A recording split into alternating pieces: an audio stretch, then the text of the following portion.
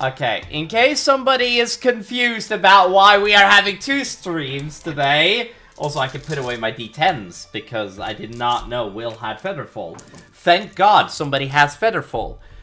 Also, I told you, I turned Drift into the ultimate utility caster.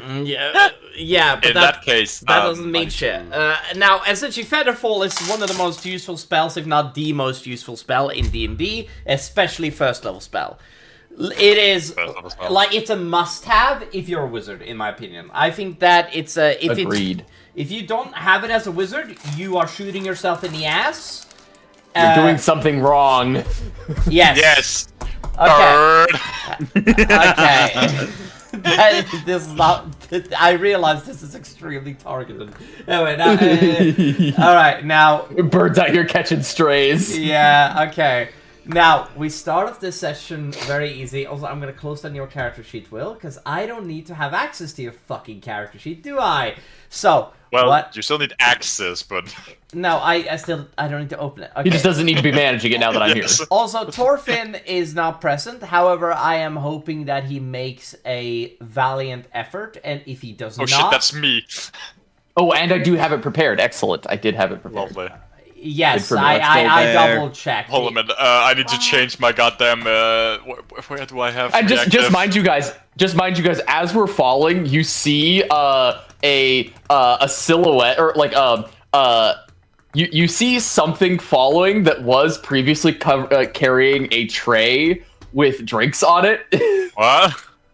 Yeah, there is some sort of entity, because last episode, you guys would have noticed that I approached you guys with a bunch of floating tray with some drinks. Did you? Yes, I did. I don't remember that. Okay. I will just tell you now, that was me saying without saying that I had my unseen servant with me. Yeah. You guys, as you guys are currently looking around, what is happening is that you guys fall to the ground, you guys stop before you hit the ground, like a real arrest of momentum moment, and then you just thump down. And as you guys are staring up, wait, give me a few seconds, that's the wrong notes right there, woo, love it, ooh. As you guys, hold on. Okay, as the scene shifts, Uterus no wait. As you heard, the narrator has a list. Yes, that mad list. Okay, you guys end up spawning in a street. You do. And you guys are currently surrounded by a bunch of people. As you guys are looking around the area, you guys see that you're currently on grass at the moment. And right beside where you landed, Drift, was a rock. So, I'm glad you had Featherfall. Anyway, now, it is, as you guys land, you look around and you see that there's a village that clearly are based around Dwarven engineering. However, what you are seeing at the moment is currently centaurs. Horse people. Yes. You see a bunch of horse people that are surrounding you guys and looking at you guys, and they're kind of like whispering a little bit in like the background. And as you do, you see that a woman clad in white like shuffles through. Move out of the way! Move out of the way! And you see that this elf woman runs into the street, and she runs over to you. Are you okay? Are you? And she looks down on your arm. By the way, we all kind of landed on our feet, right? Because of the feather falling. No, no, because Featherfall doesn't. Because it doesn't re-daunt you. It just makes you not take full damage. It just makes right. But was there enough distance of feather falling for us to like reorient ourselves, or was it just like we just kind of lightly fell on our backs? No. You don't have control. Yeah. Now. Right. Well, I mean. I don't know why, but I somehow just believe that headcanon that Biggie lands on face. Lands on face.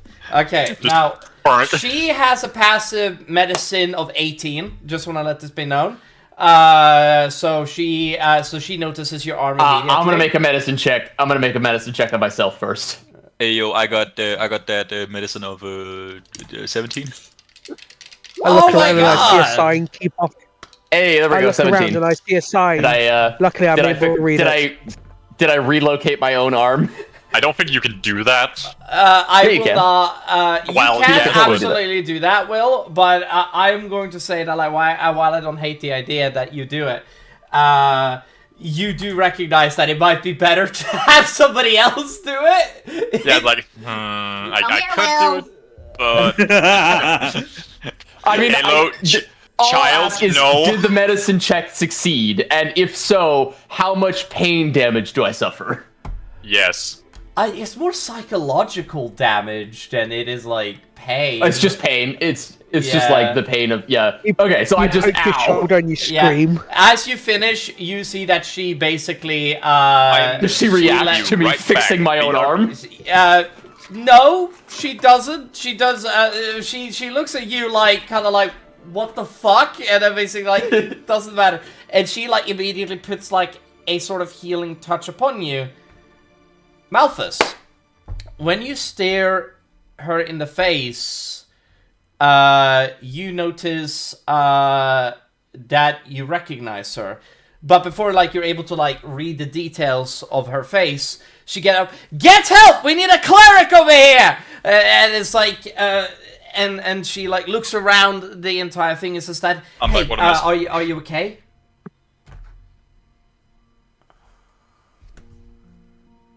I'm back. What? Ivory. Hello. She is asking you, are you okay?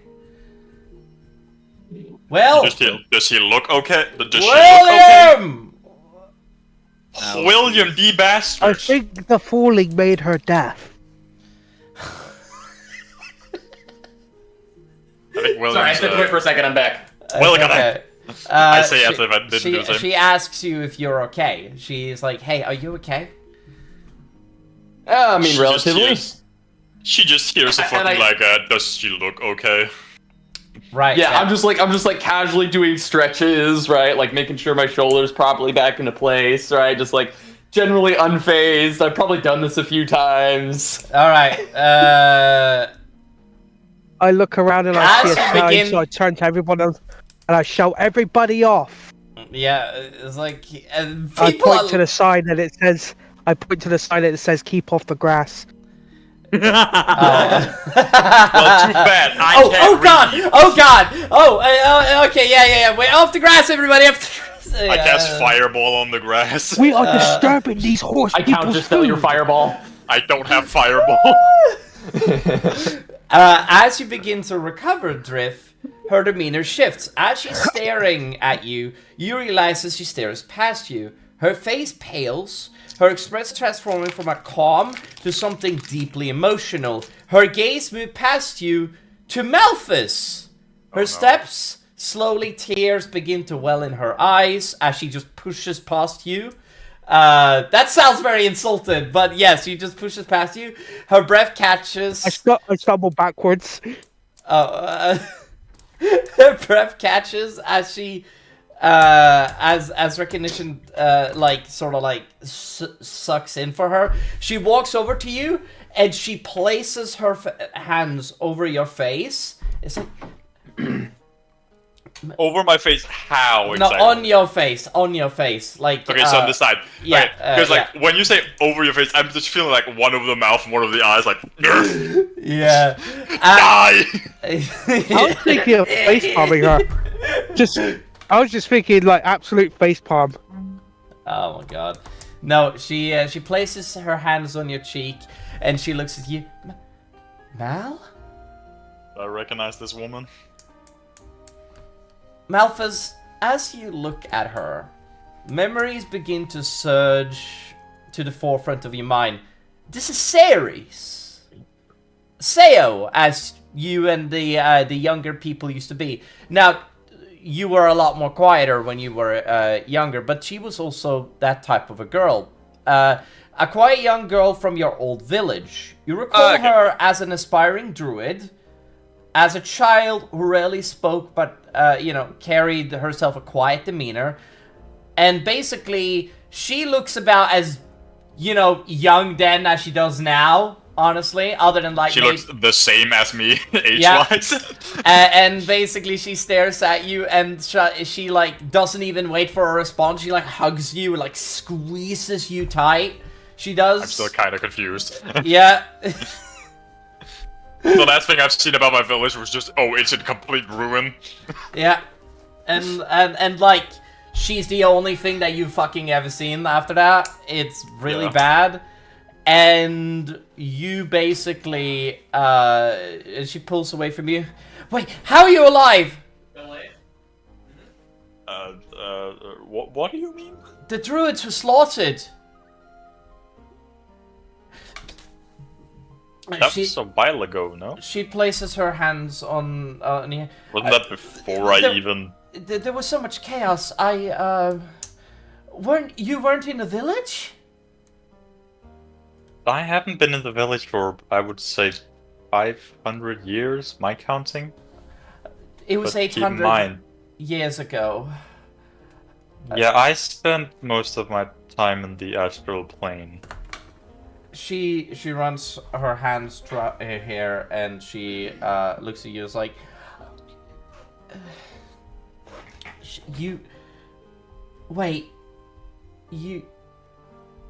I ran away from my father. Good. Yeah. I'm ritual casting Unseen Servant in the corner because my Unseen Servant died from the fall. Yeah, because you can only choose up to 5 people. So I'm ritual casting Unseen Servant. We just see you like break dancing in the corner. Like... she like her face is like, I thought you were dead. It's Dad died, Mom died, and everybody died. I thought you were dead too. What exactly happened? I saw the village was in ruins, but... I remember comets striking down from the sky, and from the craters that these comets created arose Black Knights. They ran around the village and cut down everybody in the village. Mom, I watched Mom open a tree rift, and she sent me through it, and I don't know what happened to her.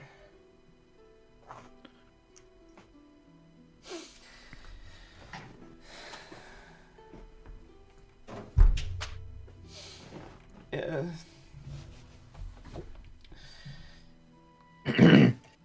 Drift says to herself, not really to anyone else, but it's probably definitely audible. I wonder how Ashad's doing. Oh my god. That's a deep cut. Drifts gets a shotgun slug to the side of the face. Takes up the shotgun and hits her with him. Would be deserved. I just fucking take the butt of the gun, just... She looks up at you, just strikes, like, rubs her hand over your cheek and smiles as she, like, hugs you again and be like,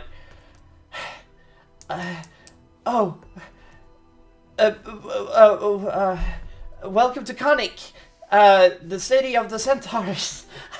I'm sorry, I haven't exactly... Everybody clear out! Everybody clear out! They're just adventurers! And you see that everybody's like, oh, just, you know, people just adventures that just magically appeared. Yeah, just, yeah, wait to sound disappointed. Yeah, well... While while Ivory was separate from the party, do you think it would be reasonable for me to roll, like, a sort of luck check to see if I was anywhere even close to this area on my independent travels? Go ahead and roll me a percentile die. We'll say the percentile higher die, the okay. better, yes. Okay, so where's my 1d10, 2d10s, okay. I'm just gonna use my personal dice because I feel like it. That's a 33, so not great. No, you remember being in the Eastern provinces, but you don't ever remember ever setting foot into the Elysian Exiles territory. Gotcha. Gotcha. Okay. Yeah. Cool. Yep. Do I recognize that this is what this is? What, the Elysian Exiles? That isn't. Yeah. It's very apparent, yes. This is clearly Centaurs. Right. For me, I'm like, that's where I must be. In fact, if you're looking at the buildings, some of the buildings have clear dwarven architectures, but they're clearly made by dwarven contractors, right? Right, they're not like native. Yeah, they were brought in. Yeah, okay. Yeah. Right, okay, and and it makes sense that I'd be familiar with enough. Yeah. After studying, the ruins and the dwarven tech. Okay, that makes sense. Okay, cool. You spend some time. You have a look around, and as you do, you see that there is can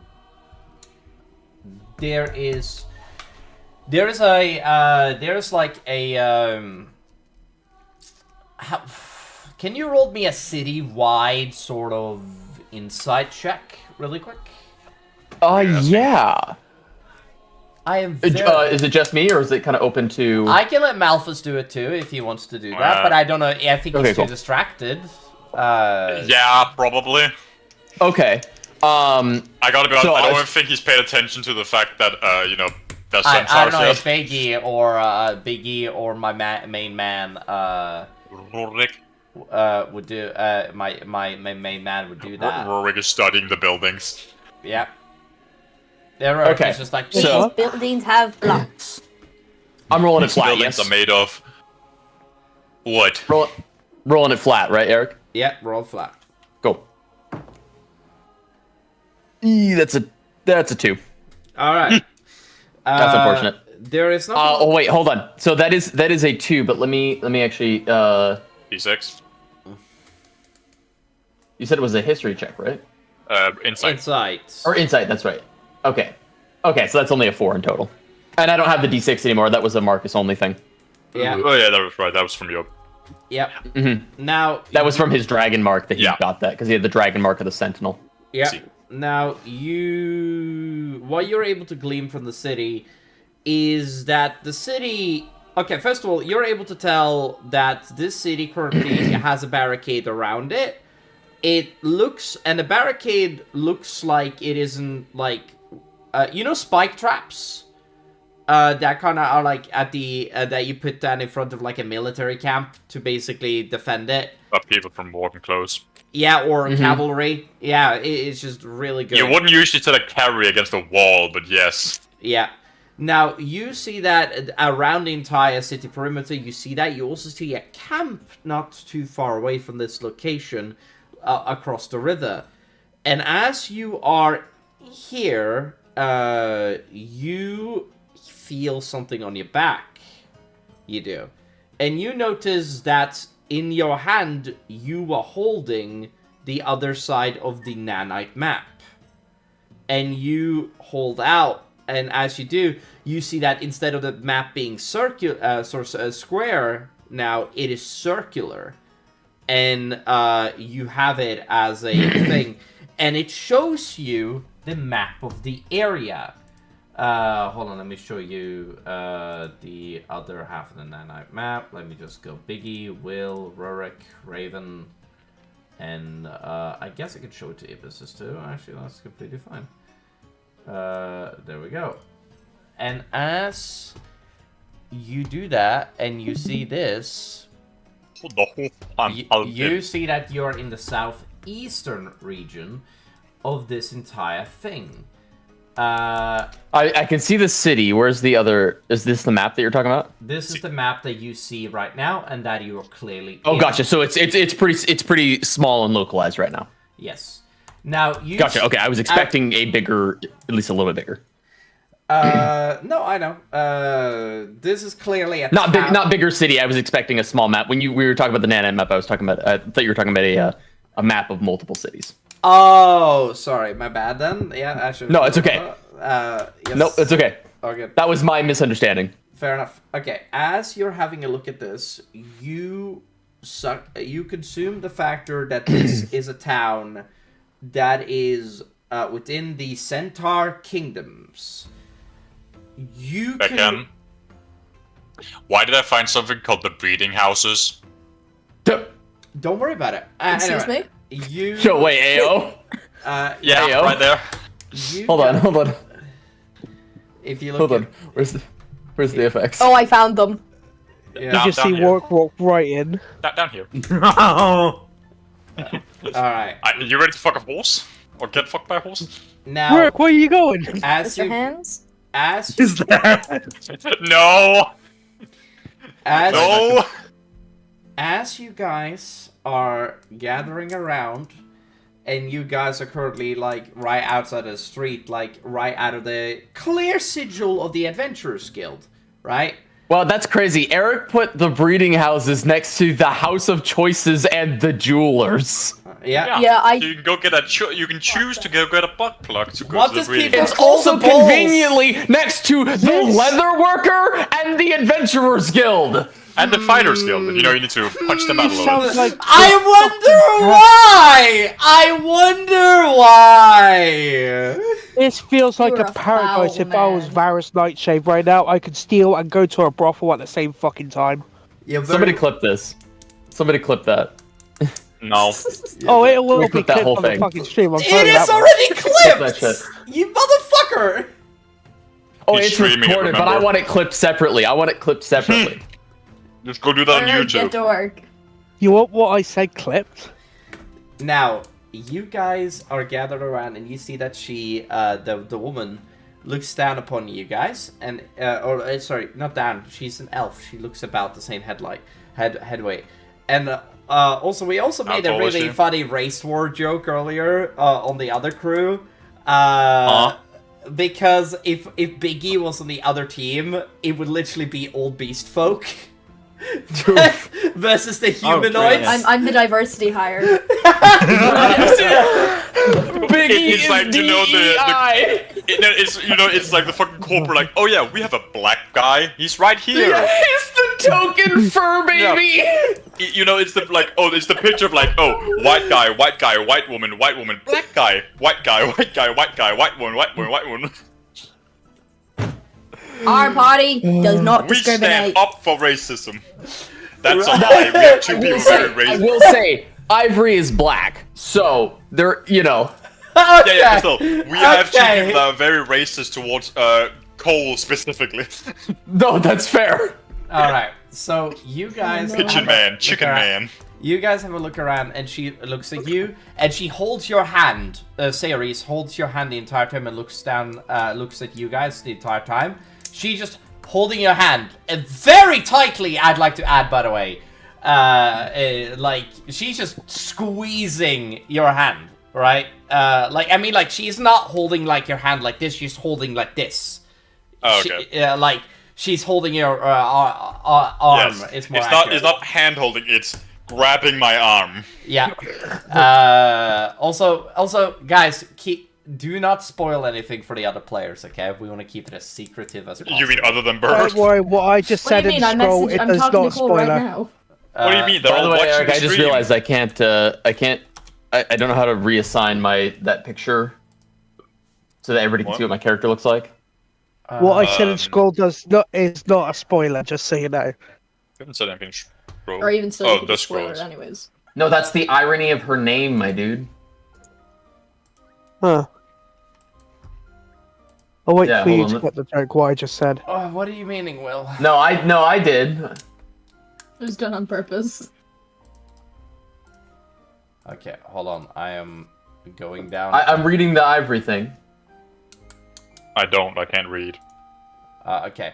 Before, as you're doing that, I am just gonna go ahead and just everyone and then do this. And I'm gonna say to the other crew, don't watch this video. There we go. Now, okay. So here's the thing. You guys have a look around, and she is holding your hand. My own fur tight, child is whining at me. holding you tightly. She does. And as she does, she looks at the rest of you and be like, I am so sorry. I didn't introduce myself to you. My name is Ceres, Wintersmane. Of the Wintersmane clan. I mean, what's left of it anyway. You are? Eric, has it been 10 minutes? Or am I still ritual casting? You're still ritual casting. Alright, then I'm going to roll to see if I notice if she even spoke to me. I did. Dr. Ivory Fisherman, nice to meet you. And then I go back to my work. Lovely. And who's this adorable little child you're bringing with you? Hello? Call him little. I think she's talking to you, Rorik. I fucking knew she was. Wait. I am a young man. Oh, I see. Sorry, the biggest... For his client, a big and scary creature you are, I'm sure. Step aside, guys. This is my time to talk. This just feels like a moment when the other group did this thing with the fucking goblin guy. I forgot the name completely. Goblin guy? They called him a small child and asked for a booster seat. Oh my god. No! Right. Oh, you mean, the Chuckles group? What is Yeah. Fair enough. What is your name, big one? Biggie. Me? Biggie. No. I You see. fucking ignored me. What is your name, warrior of the Dwarven clans? Rorik Which one? Stormforge of Clan Stormforge.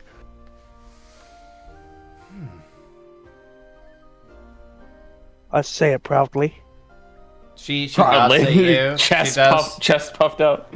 She's like, She Warwick she sighs a little bit. She does. fucking dwarf. Is there a fucking problem, lass? Sorry, I'm just not used to your kind. I'm gonna roll to notice that. Your kind? Okay, I didn't. Hold me back. Calm your tits there, shoulder guy. I mean, you know. Eric, just let me know when I finish the spell. There is a couple of minutes of deliberation. I'm gonna see you finish the spell during the deliberation. Okay. I believe. Yeah, just let me know. Yep. He said you're finished. Yep, you're finished. Oh, okay. Okay. I'm gonna, and as it does, you see that the traffic is kind of moving through. There is centaurs, by the way, that does have carts associated or like to the back of them. However, I should probably make something, because it wasn't important before. Every single centaur is nude. Oh. They're all child nudist. I'm gonna roll to. I'm gonna roll to see if I even noticed that. You're gonna roll to see some giant. I didn't. I think that's so I think that's just so naturally unshocking to her that she didn't consciously notice it. And like someone will point it out and she'll be like, "Oh, yeah, I guess they are." Right? But like it's not going to phase her either way, Big so she dick, really hasn't noticed yet. Yeah. When you say that, and I'm going to be head height to them. I just realized. Yeah, you're gonna be that head height. Yeah, well, I was going to say Oh, which head. Oh no. You're the worst. Nah, I'm not gonna make the joke. I'm not gonna continue this joke train. He's going to be Mr. Hands. He's gonna get hands. I think he's going to be Mr. Head. No, Mr. Hands. I look around and I can see more than all of you, and I just go, I don't like this place.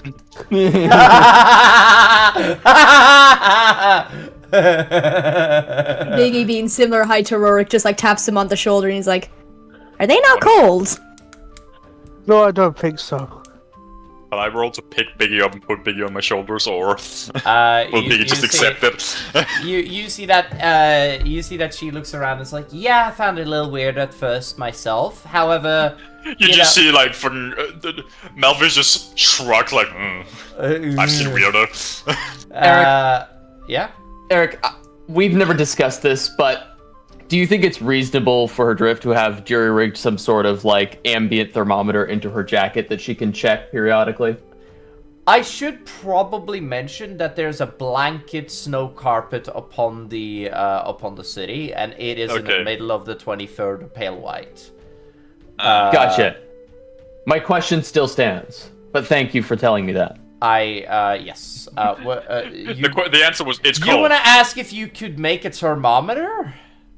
I believe it is reasonable that No, that's Drift I will knowing give that she was- to you for free. That's Okay. not that crazy. You're asking for Okay, a way cool. to keep balance of the fucking weather. That's Yeah. completely reasonable. That's Yeah. not. Well, and I wanted to make sure it wasn't like And just next me he pulling has said something he out of can my ass. You know what I mean? control it. I want to be Yeah. able to keep a track of the weather. You know, that's all you're asking me. I'd be like, that's fine. Yeah, I wanna just know want to know what the exactly temperature how cold is, it is. and it seems fairly reasonable that Drift could have made that while she was away from the party. So I wanted, you know, it's about a breeze. It's about a breeze. A breezy like -7 to 8, I think, is what I'd say it is. However, gotcha. Okay, that's reasonably cold. Glad I'm wearing my jacket. The And wearing armor. there is like a couple of centaurs that wear stuff on their overbody, and what I mean by Yeah, the overbody, overbody. I mean their human body, right? But their actual horse body, they are not wearing anything right now. So you know, just to keep Anyway, in mind. Bear, is Biggie gonna stop me from just picking Biggie and putting on my shoulders, or wait, Oh, you Yo, just got wait. those limp in your arms. wait, just Wait, place on where my is he? shoulders? Eric, I forgot. What? No. What is it? Eric, I forgot. The thermal This is cube? gonna be a fucking callback. Yes, the thermal cube. Yeah. I whip out the thermal cube. Okay, you whip out the thermal cube and you warm the party.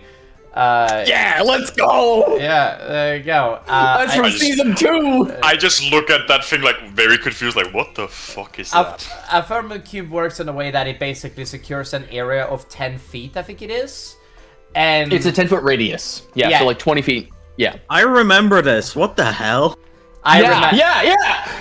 How I called it out before Will said it because I remember it. I knew he was gonna Yeah. listen to this. I think it was my reaction of me searching for it. Eric knew that there was something that I had to have that was perfect for the cold, and you instantly knew what that was. Yeah, I knew it because I know you, man. I knew what you were gonna do immediately because I fucking know your. Yeah, I know your bag of tricks, man. I know your bag of tricks.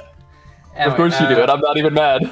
And as you guys have a look around, oh, I should take you guys to the House of Choice. Introduce you guys to the leadership. Perfect. Okay. Can I interest you guys into the to come with me to the House of Leadership, or the House of Choice? Sorry. not Yay, leadership. more horses. Actually, there's one of your kind there. I just put something in scroll. That's what Ivory looks like. There is. There's There's one a- of your kind there, boy. There's a dwarf there. Where? What? Better not have mistook him for a halfling. No, he's a dwarf. His name is Stein. And Stein. you First name Albert, No, his second name name is Ein. Okay. I'm rolling insight on that. No, That's an 11. Okay, he it's good. said No, it's just and- that he said his name is Stein, so it's Albert Einstein. yeah. oh, I was thinking Wolfenstein. okay. works too. Now you see that he basically looks at you and so she looks at you and she's like, "Yeah, Stein, General Stein." And you immediately the war veteran? The war veteran of the Northern Wars? Like, bursts into your head immediately, Rurik. Is my beard looking okay? It's just me or is my beard on fire? Fuck the cube too close. Biggie set her on fire. Anyway, No, don't turn me into what happened to Biggie when you first met me. Alright. Hmm? You guys, Let's just say Foxy accidentally set him on fire. did everybody here wants to go to the House of Choice, yes? Biggie doesn't have a choice. I'm carrying him. Yep, Biggie does not have a choice. Got it. My bodily autonomy, no! I am being literally kidnapped! I don't have choices! I'm a kid that I'm being napped! Okay, Eric, another thing that I think would be perfectly reasonable for Drift to have is a dragon radar. I'm just kidding. No! Okay, you can detect. Motherfucker! No, no. You get draconic things. There's always a draconic thing next to you. I am there. No, I'm talking about the dragon radar from Dragon Ball that helps you find the Dragon Balls. I know. Can we stop with the fucking references, for fuck's sake? No. Anyway, sure. Let's go to the House of Choirs. Okay. You guys go to the House of Choices, and as you guys head over to the House of Choices, you guys can hear the distinct sound of moans coming off in the houses that are directly south of you as you guys are walking past that. As you do, you guys... We're covering Biggie's ears. I forget a child is in this group. Anyway, as you guys are... also, by the way, just want to say this. Biggie is 4'7". Yeah. And I'm 7'2". No, 6'2". Biggie's a tall child.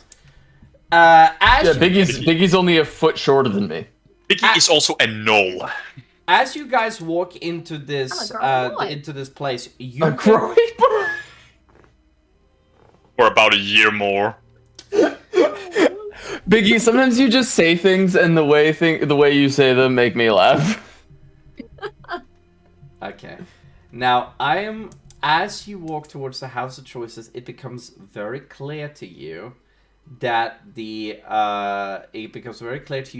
was used to be an old mages guild that has been repurposed into a sort of governmental housing. It does look like there's like a large crowd that is basically gathering out, that seems to be like talking with one another. And as you do, you guys just walk on through, and you see that they stare at you. Not with like anger or anything, just confusion, like random people coming here, right? It'll be like, yeah. And as you do, you guys head into the room, head inside, and you guys see that the door's open. And you see that inside, there is a dwarf, a centaur, woman, and there is very clearly a human that is standing and having like a talk and discussion with these two people as they're basically looking over like a sort of like a war table situation. What do you guys do? I just wait for them to be done. Well, I also look around. We're in the Adventurers Guild, right? No, House of Choices. Oh, my bad. This is why you have a choice. You don't. Well. Yep. Okay, so the shit out of my arms like a cat. Here's the other funny thing about Driv. I designed her to be ADHD because I'm ADHD. I totally zoned out for the reason why we're in the House of Choices. To meet the leaders. Alright. It's because we have a choice. Okay. You had a choice just not to get here. And you know what? Fair. My apologies. I should have been obvious. Yeah. Now, as you guys are walking in, you guys see that she pulls you with her, and she pulls. Biggie by association. Yeah, and she pulls like, Aoife, and she like she pulls you over, and basically she looks at you. Look, this is Malthus. I told you about him. He was the strange little kid back in the village. I immediately grab Malthus's hand. Which one? The one that isn't being dragged. Because the other hand is just carrying Biggie. Yeah. Biggie I falls. just fall off. Yeah. Just What? I go in. No. I go in for a handshake, and then I see Biggie, and in the middle of my sentence, I'm like, "Oh my god, it's so nice to." Oh my god, hello! And I just grab Biggie under their arms and pick them up. Hi. Who is this person that I'm looking at? Who am I observing? You are looking at. Have they said their name yet? You're looking at a human that is wearing glasses, and she clearly has a gun on her back. I also have curly hair, and can I? Oh yeah. I was gonna say, can I roll an intelligence check to appraise your weapon? Yeah, sure. Can I do it with advantage because with my relationship to guns? That's up to back. I was about to say I could do the same because I'm a dwarf. It's totally fair if you say no. Sure, man. Go ahead, man. Okay, cool. I'm giving it to you. All right, that's gonna be just a raw intelligence. That's gonna be a 16. Okay. It's a very. I can make it a 20 if I need to. It's definitely like a kind of a bit more standard of a firearm, like a dwarven musket, basically. But Gotcha. it has gold trims, like clearly gold trims. It has Gotcha. the So great it's a more simplistic weapon than the ones that I make, but it's clearly of a higher quality. Okay, Yeah. I wanna. Gotcha, definitely, cool. I wanna. I want to say, as you look at Aoife, you see that she has a standard, like, 21st century hoodie with a star design on it. And also, her shoes also has like one of the like shoes you see like modern day sort of. Like Yeah, they're like Yes. modern boots. What the fuck? Nikes. I'm rolling an Just Arcana do check. I it! want to know if this bitch is from another world. You're not rolling out Arcana check for this bullshit, dude. You're building a device. Or You know something. what? You know what? You know what? I'm gonna reach out to you know who and ask. Can I roll a luck check to see if they respond? You're reaching out for Voldemort. I wouldn't. I do want to say she also has a giant paintbrush and a like thing that. How do I say this? I am getting more and more confused the more you talk. Yeah, she has a giant paintbrush and a like canvas on her side, just chilling there whenever she needs it. I just made a quick like, what the fuck are you wearing? Oh, I'm not exactly say from that, or you here. Did you say that, or were you just giving a look like that? No, that is an exact like. Malf is like, what the fuck are you wearing? He says that. Okay, Yeah. sorry. Yeah. Anyways, I'm Eric, not can I roll exactly to see if they from respond? here. What was the roll? Like this To- village. What do you you know mean? who I'm reaching out to. Oh, okay. No, hold on. Yeah, but like, what is the roll? It's complicated. I can tell you later. Hold on. Right now, too busy, and I just squish Biggie's cheeks. What's your name? I'm Vicky. You're so big, and I hold you up. I like her. And I cling. I don't. Mine. All right, do you want to go on the ground? I'm realizing this is awkward. Okay. And I jump. I tried to slowly drop you, and instead you just jumped. Twonk. There's a backflip off your chest. I sent you a message. By the way, can you make an insight check on me, Will? Because I think your character is the only one who would be able to tell this from just looking at. Gotcha. Advantage, Yeah. and this should be investigation. Give Will the investigation. Oh no! This is not for the The other thing. This is for Never this mind. is for something else. Just investigation, please. Insight. 21. Did you say inside Oh, roll for? insight. Yeah, sorry. Yeah, ADHD go 21. burp. Okay. This is one of the most autistic and ADHD-ridden people you've ever met. Like, okay. Was Drift diagnosed ever? Oh yeah, fully. Okay. So she would know. This is like more severe autism, very clearly, that she has. Like, she's constantly spaces out randomly, and she has to be always moving or swaying from side to side. Oh my god, it's just And even you. the way she talks is like a little off. She's if that very makes sense. just hyperactive and kind of like I'm picking In her up on own all the world. mannerisms. Yeah. Oh my Yeah, god, I'm picking up all it's the just mannerisms. bird. Yeah. Okay, I'm picking up. All right, cool. I'm picking up on all the takes one to know one stuff. I Thanks, diagnosed her. Excellent. I diagnosed Biggie with small. Alright. What do you guys want to do? I'm sorry, I kind of took over for a second. That's fine. I think Okay. Will and Yeah, sorry, I had to finish responding to Eric privately. So actually, Ivory is going to actually full on bring up the conversation of the guns and probably the painting as well. So she's going to go straight up and be like, odd choice to hang your canvas off of your hip, right? Oh, magic paintbrush. I can literally just draw whatever I think of. It's awesome. And it comes to life. Oh. Like, oh my god. It's like the best thing I've found since I came here. Oh my god, it's so awesome. It's a Nesehorn. Can I cast the identify spell on it? Okay. You're telling me you have identify? I have it prepared too. It was the wizard spell that I took when I took 2 levels of wizards. Do you want to just cast it without, like, using, like, sorry. I can ritual cast it. That'll take you, like... Yeah, you now have to sit here for 10 minutes. Yeah, we could just say the ritual for that is that I draw a circle and then just channel some magic in it until it tells me its secrets, and in the meantime we can continue So you're the doing conversation. that while this human is just staring at you like, what the hell's she doing? Well, I'm gonna ask. She's like, not paying attention.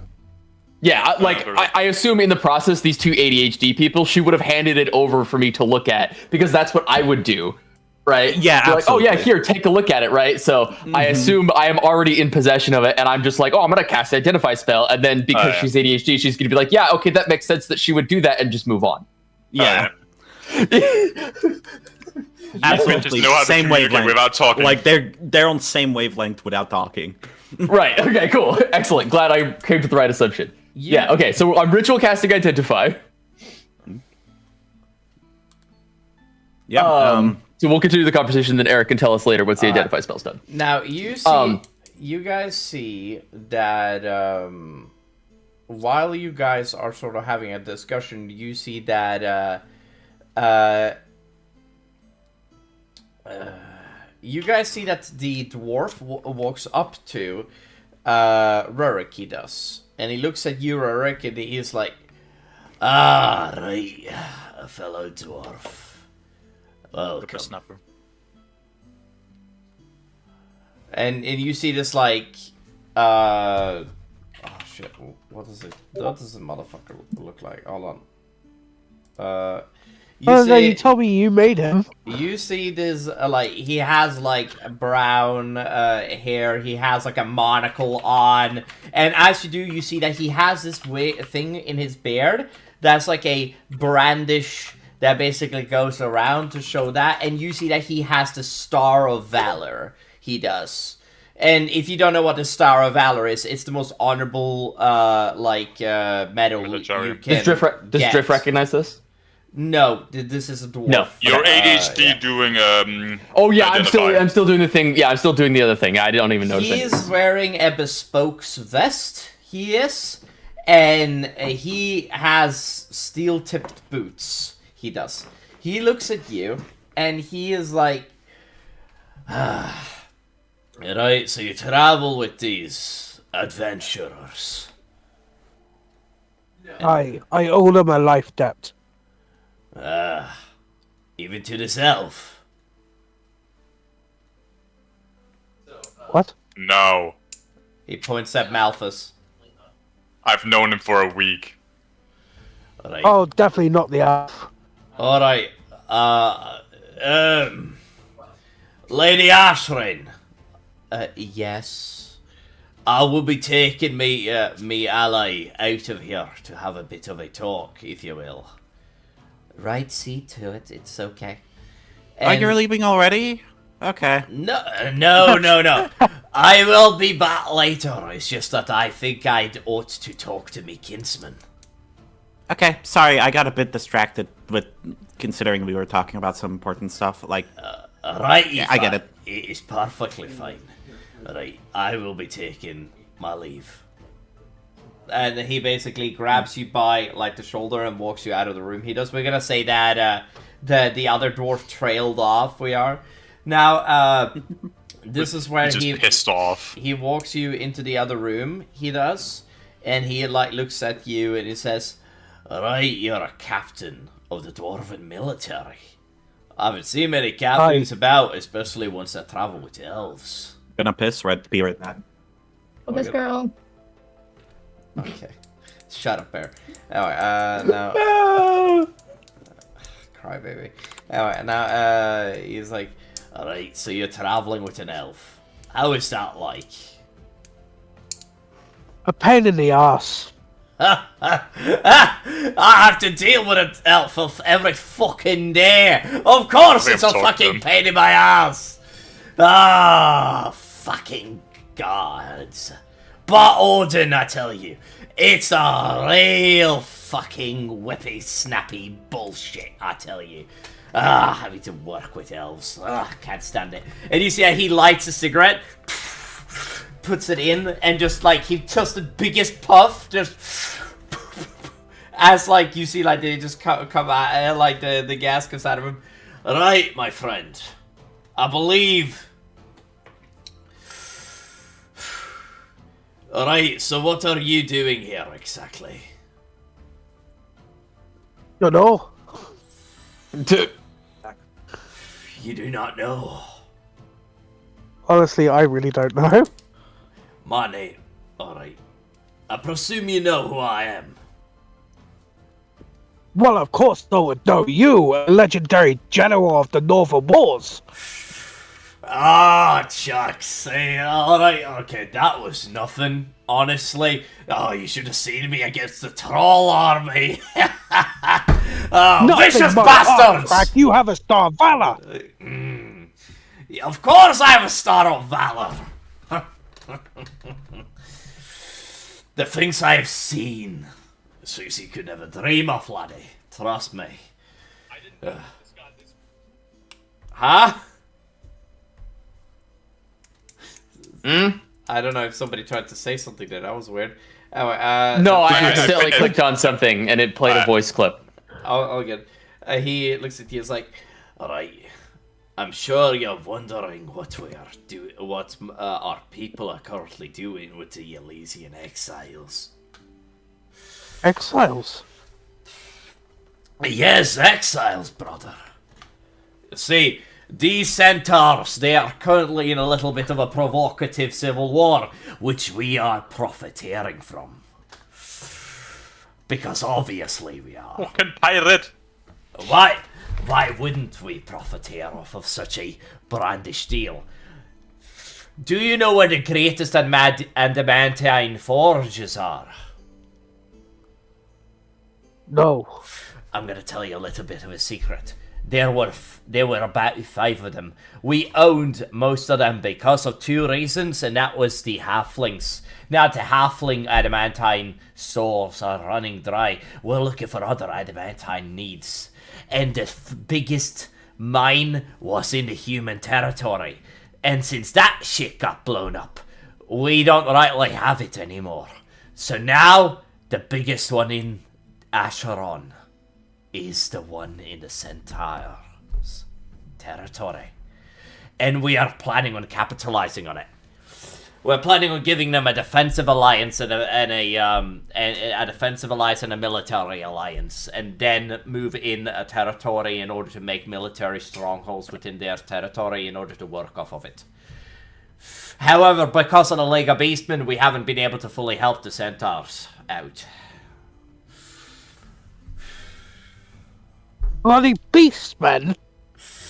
You know the bloody Beastmen. You know those damn furries. You know those goddamn fucking furries. Alright, let me tell you something. There's one thing I will tell you right now. They fucking... if I have to sit down with that councillor, Calgar, and beat him to bullshit again, I will fucking do it. I tell you right now, it's not a good thing. Let me put it this way. It's real nightmarish, because what we are looking at is a path of which that could change the world forever. But those goddamn centaurs are standing in our way, and it's bloody bad. I wish Have you tried mounting them and riding them into battle? No, I mean, they all have horse. That is not a part of our deal, and not only that, but we are currently working on mechanized infantry. Stuff that if successful, we might be able to make metal men that walks across battlefields and then cars. And vehicles which can travel on land without the pulling of horses. I have seen them before. You have? It is not a good tale. Then do not share it, because for if it is not a good tale, you keep that tale with you, brother. It is a heartbreaking tale, my lord. I'm sure it is. He places his hand on your shoulder and brings you closer. But it's the things we carry forward that matters. Alright.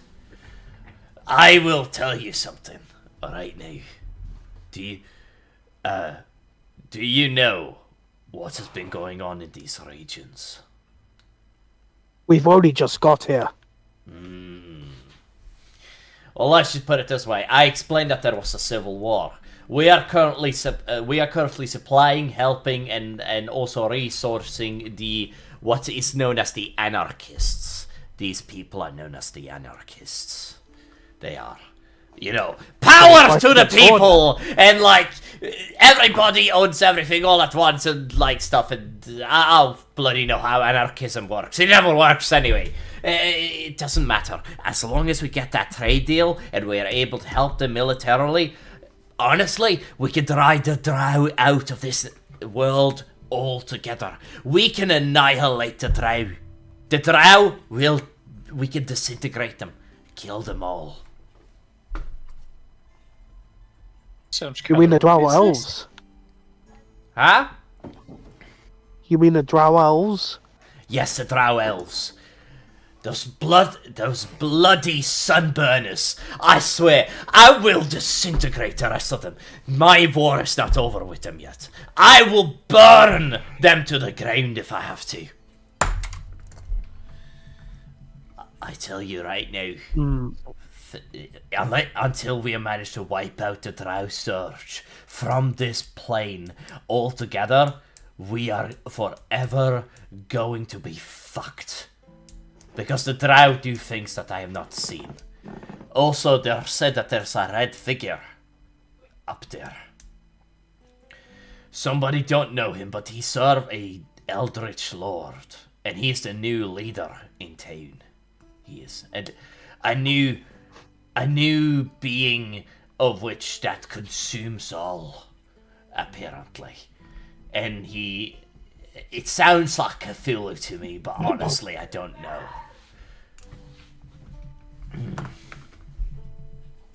You see, as soon as we get this deal, things will pay out well for us. And what if, and since you're here, how is those talking skills of yours? Depends on my mood. Depends on if it's a defenseless woman or not. Now, see if you can help me settle this deal. And I will make sure you're not only paid handsomely, but I will make you a lord. A lord?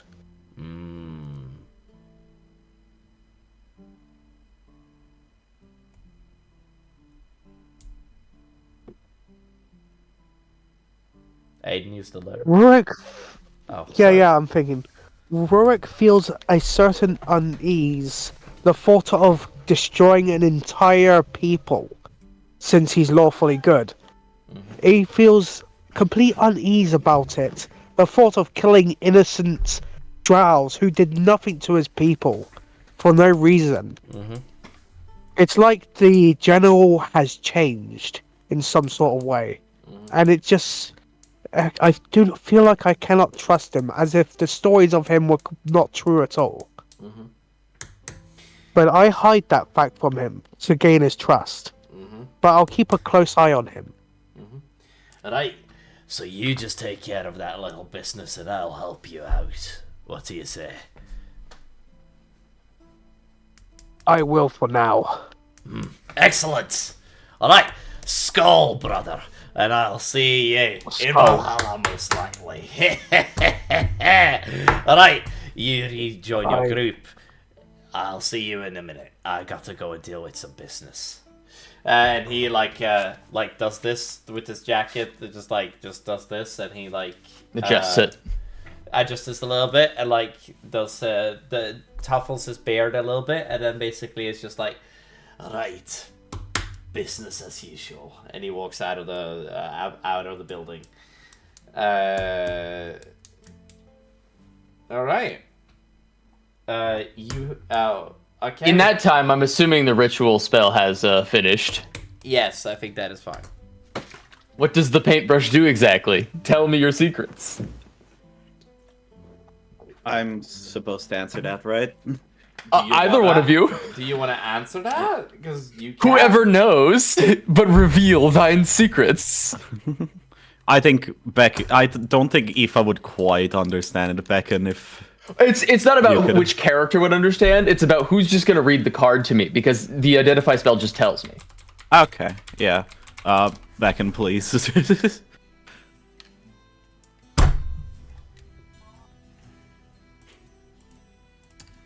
Give me 2 seconds, please. Yep. Yeah. And of course, in the meantime, we were just talking about our guns, and I was admiring the artwork on it, and then I showed you my sword. I'm trying to not get my arm ripped off. Flippin', Aoife, her... There's just straight up sketches on her gun. Oh, crazy. Yeah. In addition to all of the golden embroidery. Yeah. That's crazy. Love that. There's sketches with the paintbrush on the wood, basically. Right. Oh, so did they appear magical? Can I roll Arcana? You can roll Arcana. I think you have to roll Arcana for this. Okay. That depends on how it would work, actually, because it might just identify if we tell it. Okay. It has a bit of magic going off of it, but it doesn't seem to be doing anything. Right, so it is magical, but it's not active. Yeah. Gotcha. But it has the potential to be active if you did something to activate it. I think you don't quite know that. I don't quite know that. 24. 24? Yeah, I flash of genius. Okay. Straight up, it's just a bit of magic gleaming off of the paint. It does nothing. There's no use for it. Right, so it just happens to be you used the magic paint. It has more to do with the paintbrush. Gotcha. Okay, so, okay. With that said, Eric, do you have the rules of the paintbrush? Give me a second. I want to know. What is Biggie doing? Sitting on the floor. What? Well, I would just ask what Biggie's doing. Yeah. What is Biggie doing? What is the largest creature in existence doing? It's struggling to fit in the room. What is the smallest creature in existence doing? Biggie, I know Biggie likes both of you two, so he's just gonna sit on the floor and he's just ping-ponging his head back and forth from you two talking. Oh, that's adorable. Doesn't understand a single word, is just sitting there Occasionally you will receive head pats. She doesn't even look at you really, she just kind of reaches down and head pats you and then goes back to whatever she's doing. Unironically, flippin' Aoife does the same. Well, I gotta be honest, it was very funny because you said that, and I was just thinking okay, I'm just gonna say, oh yeah, with my free hand, I'm just giving her head pats, and I was like, oh my god. Okay. Typically found in a 1d4 pot inside of a fine wooden. Not gonna read the start of that. That is completely asinine. These pigments allow you to create three-dimensional objects by painting them in 2 dimensions. The paint flows from the brush to form the desired object as you concentrate on its image. Each pot of paint is sufficient to cover 1,000 square feet. of a surface, which lets you create inanimate objects of terrain features, such as a door, a pit, flower trees, cells, rooms, or weapons that are up to 10,000 cubic feet. It takes... Hey, yo, can you make a nuclear bomb? It takes 10 minutes to cover 100 square feet. When you complete the painting, the object of the terrain feature depicted becomes a real non-magical object. Thus, painting a door on a wall creates an actual door that can be opened to whatever is beyond. Painting a pit on a floor creates a real pit, and its depth counts against the total area of object you create. Nothing created by the pigments can have a value greater than 25 gold. Just gonna let that be known in case you were thinking about creating like something insane. And if you paint... But you can make individual parts that then you can add together. An object of greater value, such as a diamond or a pile of gold, the object looks authentic, but close inspection reveals it's made out of paste, bone, or some other worthless material. If you paint a form of energy, such as fire or lightning, the energy appears but dissipates as soon as you complete the painting, doing no harm to anything. Okay. So, as soon as the spell goes off and I obtain all that information, you see me almost immediately get the biggest shit-eating grin and look right at you. Oh, what are you thinking? And then I referenced earlier in the conversation we were talking about guns, where I revealed to you how mine works, my rifle works, and explained the concept of cartridges, right? Like, you know, a shell casing, right? And so then Aoife doesn't know enough about guns to like understand that, but she's just nodding her head happily. Anyways, well, she would have to know enough, right? She would have to know what gunpowder is. Oh yeah, right? no. So me explaining that you put the gunpowder. No, she doesn't need to know what gunpowder is.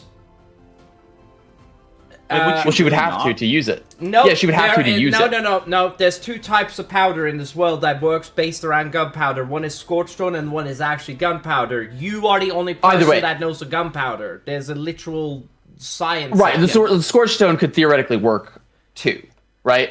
I could also explain it either way. Like, there's enough parallels that I could reasonably explain it from what she does know. Right, like at least the bare concept, right? So I use that, I reference that conversation about it, right? And if you want, go ahead and roll an intelligence check, and I'll just give you the help action to see if you actually understood it. If Eric thinks that's intelligence, okay. Yeah, and then you have the help action. So, boom. 17. Eric, do you think that succeeds? So you're trying to... Okay, first of all... So the role is to see if she roughly understands the concept of how my bullets work.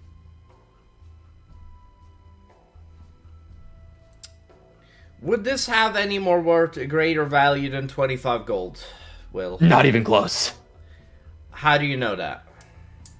I can't imagine that it would, right? Like... there's no market for it in the world, and additionally, the total material cost wouldn't amount to 25 gold for a single bullet.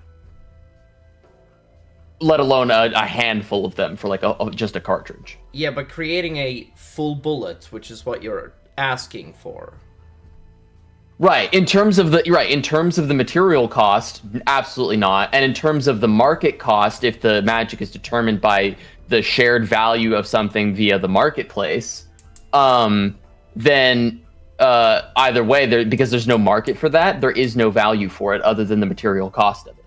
There's no established value other than material cost. That's my reasoning, is that if she only made a small amount, theoretically just enough for her to use in a single combat, and then she had to paint herself more every single night. Okay. Can you get to the point and just explain to me what you want to do here?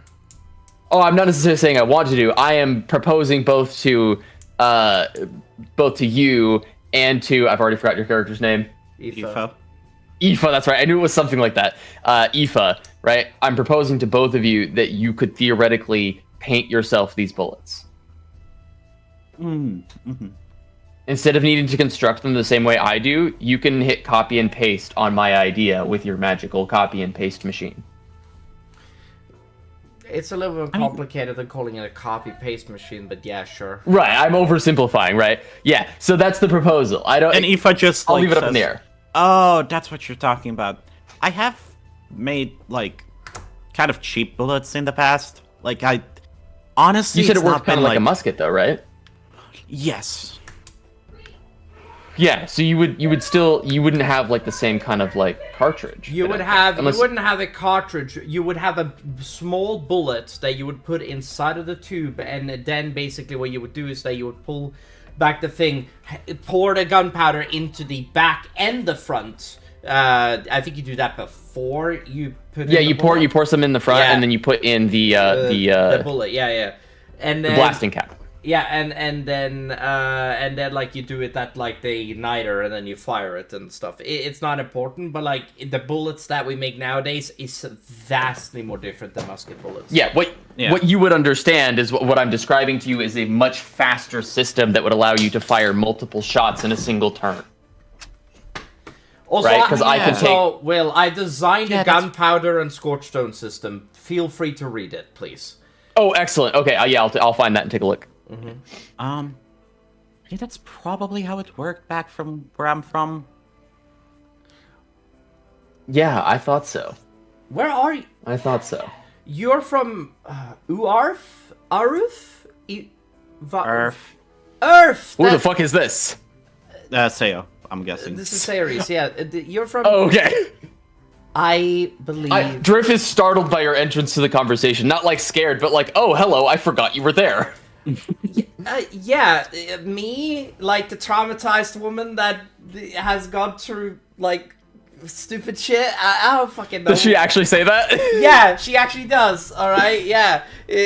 I'll be honest, I wasn't paying attention to any of that. I was busy casting my Unseen Servant spell, which, by the way, finally reappears. It fucked off at some point and has reappeared with coffee.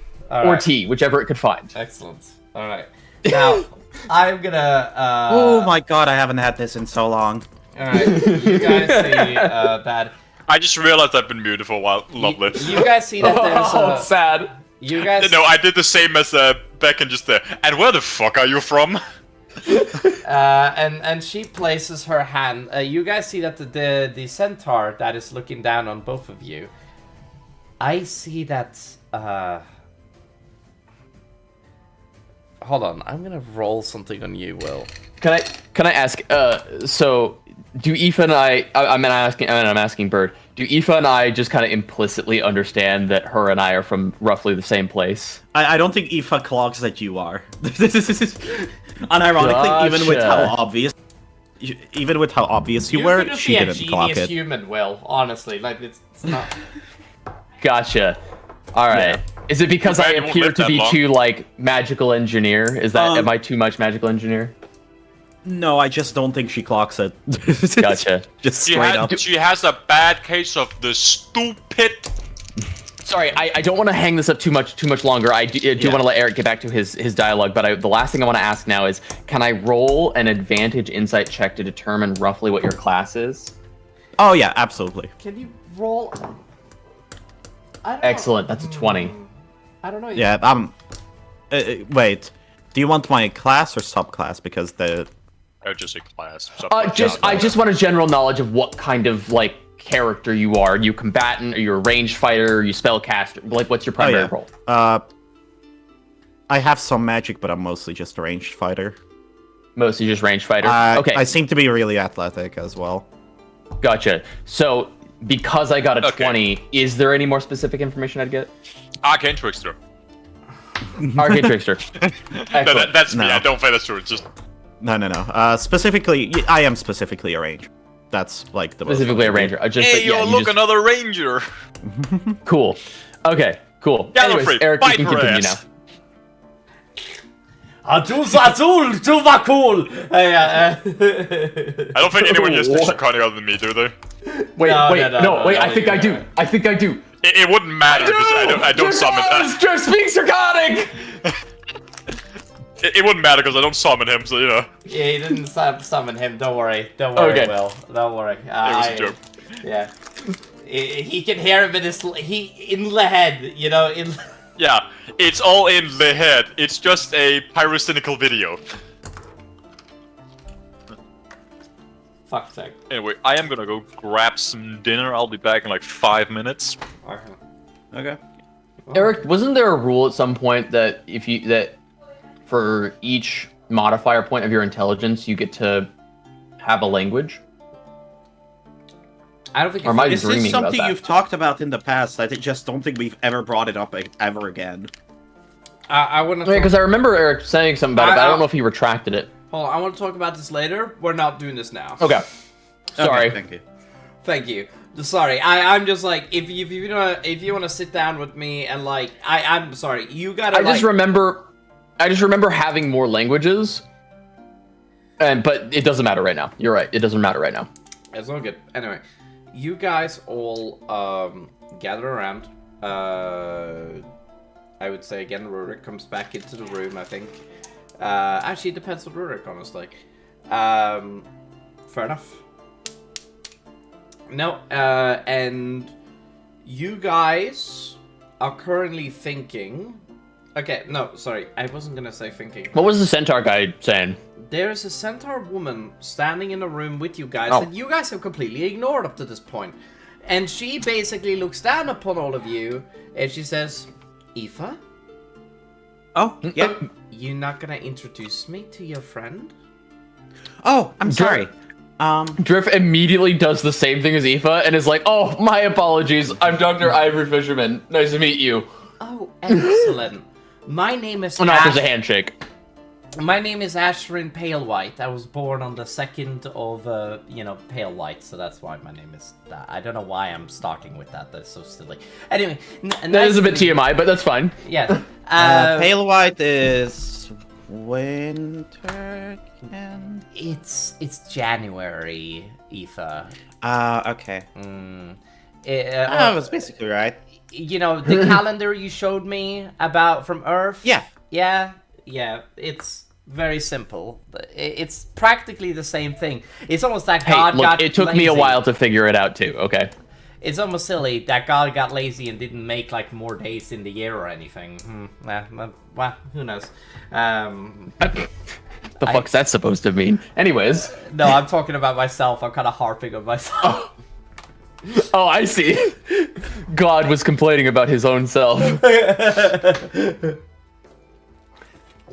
Okay. Where were we? All right, you. Introduction. I say to Aoife real offhandedly, it's okay. It also took me a while to get used to it. All right, I am going to have. Oh wait, you're from Earth. Yes. Had you not figured that out? No. Oh, what? You couldn't tell based on like and I just gesture to myself and how I'm clearly like the stereotype of an isekai character. I've got like my sick jacket. Wait, you're a weeb.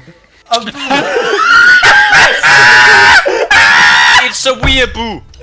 Yeah, Wash it's it. like tasteful amounts, but when you really look at You it, are if another you know, Earther? you know. You see Seo Xiao? You're Sorry? another Earther? Earthling. Earthling. He is. But I just Just want like that Butcher like over and over. and just like Butcher and Vlad. Oh my god, yeah. What? Vlad the Impaler. What? I know, I couldn't wrap my head around that either. Okay. What are you talking about? All right. What relevance does Vlad the Impaler have here? Okay, we traveled with a human known as Merlin for a while, and what happened is... Huh? Wait, stop! Hold up! We traveled... Wait a minute. Something ain't right. We traveled with a man called Merlin for a while inside of... we started at the place called Lightfall Monastery, is what the people we met explained. And what happened is that we ended up getting fucked over. We had a skeleton man at one point that was with our party called Bertrog Bimble, and then we had another. And then we traveled with like a big like dude. Also, we also traveled with a little droid called Claymore. Wasn't that what they said? A little droid called Claymore? Yeah. Yeah. I know some of the people from our previous party then went on to go to Hammond School, right? Well, what I remember, and I'm gonna choose this.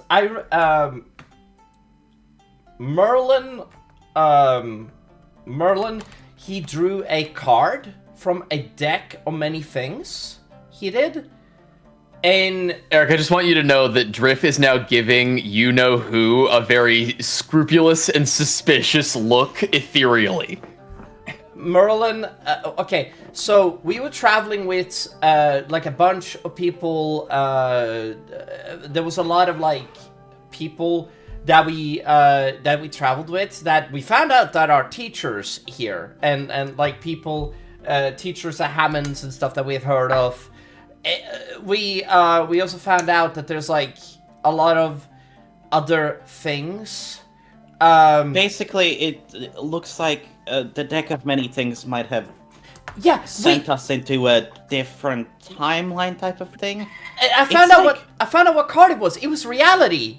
We drawed a card called reality. And I found out later as I read up inside of inside of a library that the reality card, or whatever the hell it is called, literally lets you change a piece of history. And when Merlin did it, we got flung through the time continuum. The time continuum? She wouldn't fucking know what that means. Space-time continuum. We got flung through... Would you allow Drift to suddenly take over based on pure like a epiphany of understanding? Yeah, sure, go ahead. It just does sound like something Drift would do, where she would suddenly hijack and explain it for her because she understands it now. Mm-hmm. Yeah. Okay, cool. So then Drift explains, gotcha, you got flung into a parallel timeline that fit the criteria of being roughly similar enough to your timeline of origin and ended up here. That's crazy. We're fucking doppelgangers. I look at Aoife and I'm like, you're my fucking doppelganger. What the fuck? I don't think about these things. Okay. Even good back idea. on Earth, what I would do is just sit in my chair and draw. It was usually torture stuff. Like, it's just... Why would you tell me that? No, I would get any commission and I would not care, okay? That's just how I function. She walks up to you and says, you knew Merlin. Is Merlin okay? He's dead. Oh yeah, is he okay? No. Drift immediately freezes, right? Like, you her expression doesn't... The smile that she had right up till you asked that question has not disappeared. She is just frozen. You just Drift.exe has crashed. Okay, can I just ask, Bear? The did bear you say just that says in no. character? I'll probably I retract my statement. Malfoy just goes, okay. As far as I'm aware, he's dead. Oh. Oh, the world is kind of screwed, isn't it? I put my hand up. I watched it! I look at Biggie with horror, and I say, do you need a I say, trust me, that's normal. We're pretty sure he's what do you mean that's normal? cleric of death. Yeah, I gestured to him saying cleric of death. Oh, Biggie is a cleric of... Look, it's complicated, all right? They talk to me. Oh, about Vlad the Impaler, by the way. Oh, Also, yeah, Vlad. Hold on a minute. I have one thing to say first. Also, Yeah. she's apparently the god chosen of death. Oh, yeah. Oh, my God, I just realized. And I pull out a notebook. I pull out my sketchbook, and I just roll through it, and if you, like, see the sketchbook, it's just a bunch of the god chosen faces, because... she says, ever since the bounty happened, which is on me too. I am also a god chosen. I've been drawing everyone. You guys, I've been trying to find you guys for a while. I just kind of forgot, if I'm being honest. So Fair. you're drawing 2. To be honest, I didn't recognize your face from the posters. Oh yeah. Wait, I'm wanted. Well, I don't think That that is showed up shit. there. That's in character, like. You... Oh, I should probably tell you, I'm a druid. You shouldn't say The that so centaur often. is? No, Seo. Seo. I know, but these are clearly not the typical... I feel like we could, like, throw a little bit of You're caution right. outside You're of the right. wind here. Yeah, it's fair. It's, like, this is not a... For what it's worth, I I believe you just can turned trust to me. fuck, it's her name again. The character bird completes. My mother was an elven druid. Yeah, me and Malthus came from the same city, actually. It's crazy that... I would not refer to How- that place as a how city, did but you- sure. You guys wouldn't have happened to have encountered a dragonborn druid with an extraordinary amount of trauma. No. If we did, okay. I would have told I you by don't now. remember one. That's a very again- specific thing, and it's crazy how specific that is. It is Also- very specific. Also, I should probably tell you about Vlad the Impaler. He's Aoife told me about how tame he was in comparison to the real legend, right? Oh yeah, no. He's like Hey, he was just kind of a misogynist here. Yeah. Instead of Well, in yeah. real life him being the reasons vampires exist. Like What? as Yeah, in- like that's Yeah. he was just a really you could say tyrannical leader. He was right. He was just very forceful, right? Like hold on a minute. Vampires Yeah. exist because of him. Well, Yeah? the tale of vampires, because in our world, vampires aren't real, as far as we know. Magic isn't real in their world. Malthus, they don't have magic. Magic never got conducted in their world. Yeah. We talked to what was or the if it goddess did, again, it was Seo? just Hold on. I do have a correction to make. As a scientist, I do have to say we can't necessarily jump to that conclusion. One of the other hypotheses that I have is that it simply cannot be actualized for some reason due to some sort of impairment that we have Because you guys there in that suck. world. Okay. So I was able to use it here. It's likely there is something to do with our environment. Maybe it has something to do with the electromagnetic sphere of the planet. I don't know. Onward, fucker. Electromagnetic what? You see Melvis be like, huh? Flippin' Aoife just keeps flippin' tapping you and saying, Yeah. you're in. Ivory snaps over. We talked to the goddess of nature. Can't remember names. I'm horrible with names. I'm sorry. Same. Oh, great. She just said that after that, the gods wanted to experiment with another world without magic, and they abandoned it after the second atomic bomb.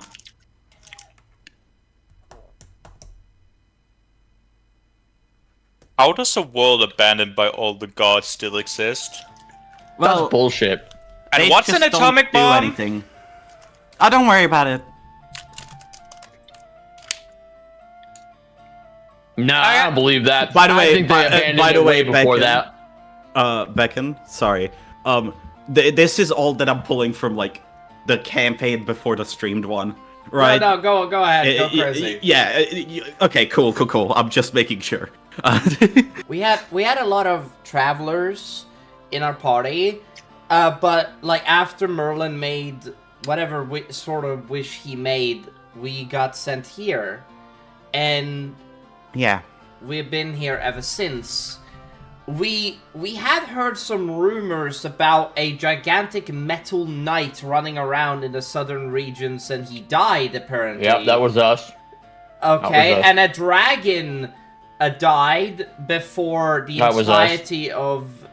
Okay, and there was and the entirety of the Malukai Empire was destroyed after like that wasn't you, was it? Was it? No. Okay. Well, I mean, we tried to stop it. Well, I wasn't there, but they tried to stop it. All right. Who are they? The Just only Yeah, been- you know those wanted posters? The guy who did that put out the wanted posters. That makes Vorax? sense. Mm-hmm. Yeah, so I'm guessing you guys are trying to stop him, right? That's why he was Yep. pissed and... Okay. I want to join Yep. you guys, but... There is some important business here that I need to attend to first. All right, well, honestly, and help I you do turn that. to Centaur Lady. Crap, I'm Asharon. Asharon. Yeah, I turn to Asharon and I say, "May you explain our situation, please?" Your Hello Highness. again. I am so sorry to be in this conversation because this is awful. This is the worst conversation I've been in a while. No offense. Sorry, Aoife visibly shrinks as she says, as Asheron says that. Like, she feels bad. Drift is completely unapologetic, right? Like, she's just like, hey, is what it is. All right. You just see Malphus doing the fucking meme of the math, like trying to piece everything you just heard together, like, none of this shit makes sense, what the fuck? Yeah. Okay. So Yeah, here- you let two ADHD people have an unfettered conversation with each other and then attempted to shoehorn yourself in. That They're was just trying to your ask questions fault. just like, hearing words I didn't understand, like, what the fuck's an atomic bomb? What is Earth? What do you mean? What are you talking about? Stop! There's too much shit. Not to mention my space-time continuum nonsense. Oh, yeah. Also, I My- like your thinking that okay, magic may actually be real, but we may not be able to harness it. It might be something to do with the magnetosphere or something. I love that, Will. That was good. I love that shit. Thank you. And Thank Aoife you. just shuts her down with what she's heard. Oh my god. Anyway, I'm gonna. You see that? She's like, right. Okay, so here's the thing. We're currently at war. With? And before she's able to do... They're coming! And you see that there's a man that just flings open the door, and you see that as he flings open the door, you see that there is as he flings open the door. Yes, the side character who makes an appearance to make the plot move. The character flings open the door, and he says, "They're coming! They're coming! They're coming!" And you see that the centaur British are runs coming. over to Asher and just shakes her. It's like, "Whoa, whoa!" And she just whacks him over the face, and it's like, "Calm yourself down, soldier." What are you talking about? They're gonna be here in 3 days. They're gonna be here in 3 days. 3 days? Why we are have you time. panicking? Yeah, seriously, what the fuck? Calm yourself, my dude. They're You're out here acting like they're 20 steps away. We knew that this was And gonna then- happen. We just didn't know it was gonna happen this soon. Who is coming? The You feel a king! small platter bump The into king! He feels a small platter bump into him, and there's fresh tea on the platter, and Ivory's like, have some tea, relax, let's talk about it. Whacks away the tea. It's like, there's no time to relax. We're all gonna die, man. Drift fully decks this guy with a booming blade attack. Oh, I would like to use booming blade with the hilt of my sword and This just is not a soldier. This guy just goes down. He's just a messenger. You just kill the guy. well, it's a non-lethal attack. It's a non-lethal. Don't worry. That's not what you stated. I then immediately like wake him up. I give like Down. Get your ass up, boy. yeah, that's right. And then I say, get yourself together. And then I sit him on the ground and I say, you're gonna shut up and you're gonna answer our questions. well, Sayo, she's hot. Okay. first of all, shut up, all right? And she pulls your cheek I a just little turned bit to the hard. sensor like, can So- you please actually explain what's going on here?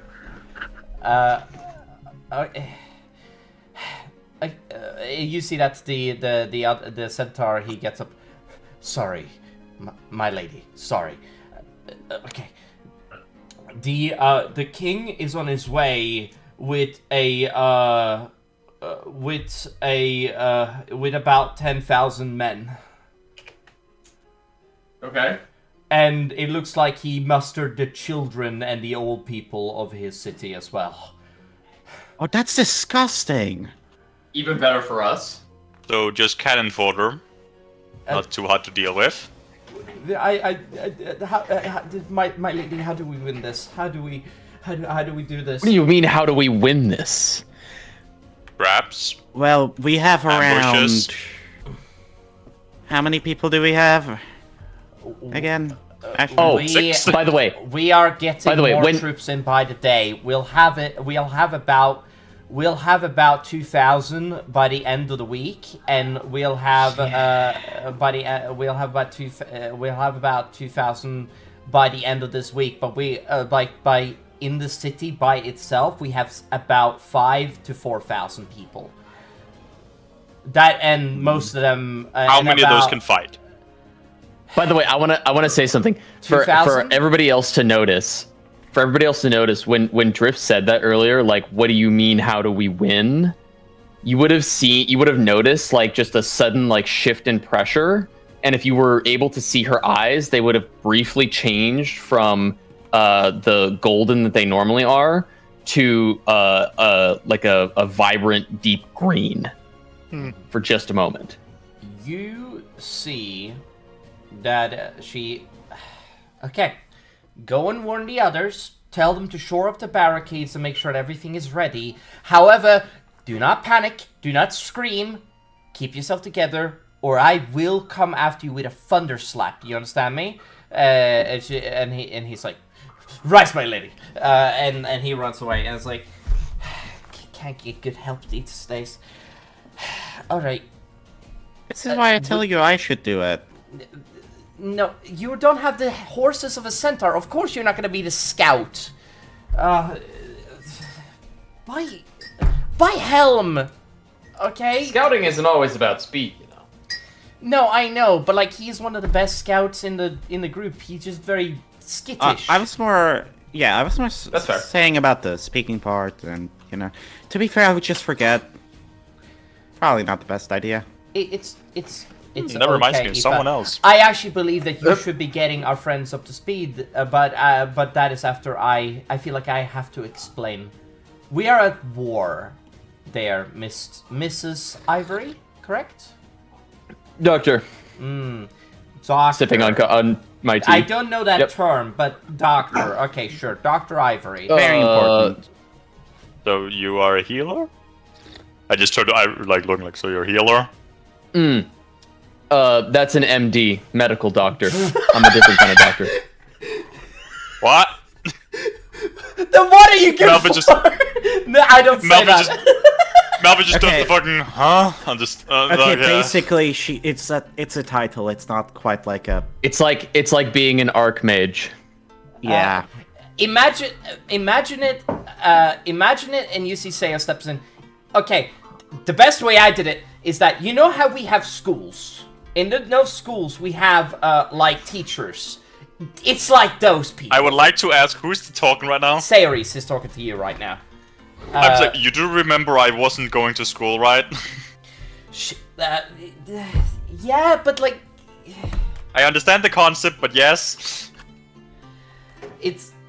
yeah, but... Okay, and I will say it marks how far in your field of expertise you are. It's a moniker of being a master of a subject. We can move on. Yeah. Thank you. Does it not take 10,000... and Asharon speaks... Does it not take 10,000 hours to become a master in a subject? Something like that, I suppose. I don't know, I had it written down on my phone. I don't remember it anymore. What's a Does phone? your phone still work? Yeah.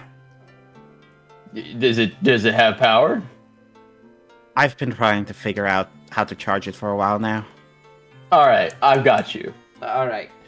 I Okay, no. More important things. I'm sorry. And I Oh, yeah, just later, say I'm later. sorry to Asharon like You- multiple times. it's Yeah, okay. yeah. And Ivory's like, yeah, later. I'm just saying, I got you. Later. I'm used to you. It's okay. All right. Now I am going to have to explain the situation. We are currently in a civil war. Is the best way I can put it. We are currently we have benefactors known as the Great Dwarven Alliance, or known as the Great Dwarven Cities, and also the other is the Nation of the Halflings. Also, have they prepared a mustard gas? Drift spits tea. Mustard gas. Yeah. I think we talked to the Is somebody the actually dwarf. choking on tea or something? No. I think Bear's Oh, dying. I thought I heard somebody coughing. That was me. Did Yeah. you spit out your drink because you heard me to hear mustard gas? No, I'm sick and it's my laughing is Ah. coughing. That's Yeah. really Aw. Gotcha. bad. Okay. Great timing. I can choke if that's what's needed. The illusion of it was good enough. Oh yeah, yeah. I can go method. Yeah. Okay. I also want to say I love the idea that so many of these characters are witnessing Aoife and Ivory interact and are like, this is getting out of hand. There are two of them. Say, have we gotten in the mustard gas? And basically, and Asher and Seo's like, yes, I'm sorry, she has a younger voice. Yes, we've gotten in the mustard gas from the halflings. Yes. All right, that is good. That is fantastic. Let's hope we don't have to use it. I whisper to Ivory. Yeah, I told them maybe don't use it unless it's necessary. Wait, how did you even make that? It's the halflings, not me. How did they make that? Oh, drugs. The halflings. Drugs? Of course they did. Of course. And Drift suddenly having a flashback to the party she had where she fucking had so many drugs.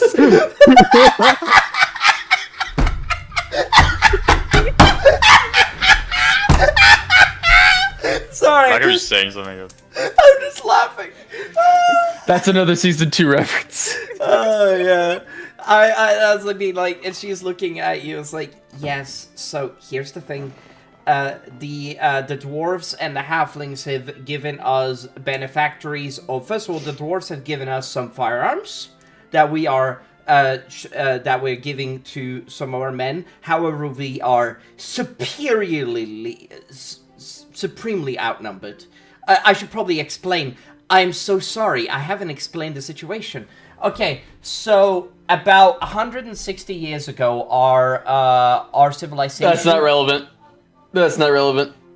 What? I want to know more about Okay. what we're facing and what we're gonna do to stop it. 2 years ago, there was a split. Dater died. A Dater died, and he was a major political figure within the Centaur leagues, and we split during that time. And we've been killing centaurs ever since. There used to be 5 million of us. Now we're down to about 200,000, probably worldwide. Oh, sorry, probably. Wait, who's speaking? Asharon-wide. Seo said that. Seo. Yes. But They are. Sorry, my bad. And Asharon speaks. Yes, they are. We are currently. Is this like a druid civil war? Or no, all the druids are dead. No, But like, is this a? This is a Centaur. centaur civil war, and we are Right. currently. King Cleon is. She looks a little bit like sad about the statement. He is an old friend, but he's my enemy in this. And we, after Dater died, we had disagreements, and now there's no way to walk back. The king has killed many of our people. The king has killed many of our. The king has killed many of our people, and we have done the same in kind. Elders have been slain, and I don't like where we're at. And it does look They've like... also been antagonizing me. Drift is gonna snap in front of everybody and gesture for her. Or, is it a he or her? Her. Or Her. It's Asharon. the centaur lady. Yeah. Yeah. Yeah. Yeah. Just want to make sure. I gesture for her to look me in the eyes, and I say, "Have you allowed him to die? Have you allowed him to die in your mind? What? The man that once was your friend." Not yet. Would you like me to handle it? I appreciate it, Doctor, but I have to be part of this. And there's no way that... I just mean, would you like me to be the one to, Oh, kill him. Oh, I got that reserved. if your party... Oh, I offer a fist bump to Aoife. I accept. if your party could handle the situation or help us, that would be profusely helpful. I do want to let this be known. We are currently... This civil war has claimed about several million of us, and... I clap my hands twice after she says that it would be profusely helpful. And my servant puts down the tray and immediately goes off and starts collecting materials to start constructing a impromptu workbench. All right, and I'm going to look at she looks down and she's... So I need to... I have an idea for what we could do. And the thing is that we're gonna take them to the center bridge, and what is gonna happen is that if we have to, we will demolish the bridge, and we will use our guns to shoot them from the other side, essentially, of the bridge, and then basically funnel them over. I'm a little worried if they attack us from the east or the north, but our scouts has reported nothing there. However, they could have killed some of the scouts, because there's a couple of scouts that haven't made it back. how's the terrain on the way that they're coming from? It's open fields, mostly. Well, there goes guerrilla tactics. It's not ideal. And also, centaurs suck at guerrilla tactics. No offense. Yes, but I was talking about us. Interesting. Right. I look at the dwarf like, well, some of us. Right, yes. Fair. I apologize. It's... Okay, so, to simplify and make things as simple as I possibly can, the Civil War has been really bad. Also, I think I said 5 million. I meant around 1 or 2 million people. You said 7. Yeah. By the way, I do want to say, halfway through this conversation, Aoife just starts petting and like squirching flipping Biggie and not paying attention. The king... We have had to resort to very difficult measures in order to keep ourselves alive. We've had to arm... We've had to arm people that shouldn't need to be armed, but we have to in order to save these people. And people are still coming in. We're still setting them up as tents. It's just... I don't like where we're at. And Cleon is gonna wipe us out. But if I know Cleon right, he is gonna show up, he's gonna stop, he's gonna come up to us and give us demands and tell us to have an unconditional surrender. We can't let him win, or our entire way of life is gonna be destroyed. And not only that, but I don't believe that his way is the way forward. I believe we should absolutely ally with the dwarves and not the League. And you're certain that he's absolutely in control of his own actions? Absolutely. If Hasn't he's gone mad, acting not the possessed by a same. demon? Nah, he's acting the same as he always has, a stubborn jerk. It's not... It's not as simple in this situation. That's the problem. Something's emboldened him to take action. I mean, becoming the king of a... We used to be known as the Republic, of the Elysian Republic, right? And we used to be one of the strongest nations, but then we started killing each other, and the drow kept attacking us, and we just lost everybody. Basically, monarchies don't work. Yeah, I agree. I fundamentally believe that it doesn't. I'm not 100% set on our way. No offense, Aoife, but No offense taken. But I am set in our cause. If we can't do this, I would be more than happy to try out this democracy thing that she had going in her own thing. I mean, Aoife said some weird thing about hating two-party systems. I don't know what that's about. Oh yeah. Oh yeah. Absolutely. Oh yeah. Oh yeah. Oh yeah. Look, political commentary. Anyway. All right. And I turn to Drift and just kind of say, yeah. I finished. I studied liberal arts. Okay. Don't judge me. Drift. Okay, how old is your character? She's I think at this point she's like 30. No, because of how she traveled and then got sent back in time. Yeah, she's That's like funny. 30. Okay, gotcha. Okay, well, yeah, Drift is 27. Either way, Drift will say. Drift was gonna say, oh yeah, did you get a job at the liberal arts factory? Right, Drift is clearly STEM, right? Yeah. Clearly STEM. Aoife says, no, but I drew for myself. The fourth wall jokes are insane here, people. And they make sense too. That's the crazy part. Oh my god, I hate it. And in response to that, I just drew furries. That's what I actually say. In response to that, Ivory says, I will admit you are a talented artist. I do like your work. Not all of it, but you know, I do think it's I do think it looks good. What's a furry? You're a furry.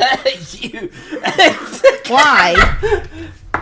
Well, Because you are an animal that is walking around, Okay. apparently. In fact, No. It's a furry humanoid. also apparently, Aoife has been calling the Beastmen clans the League of Furries, which seems very appropriate right now.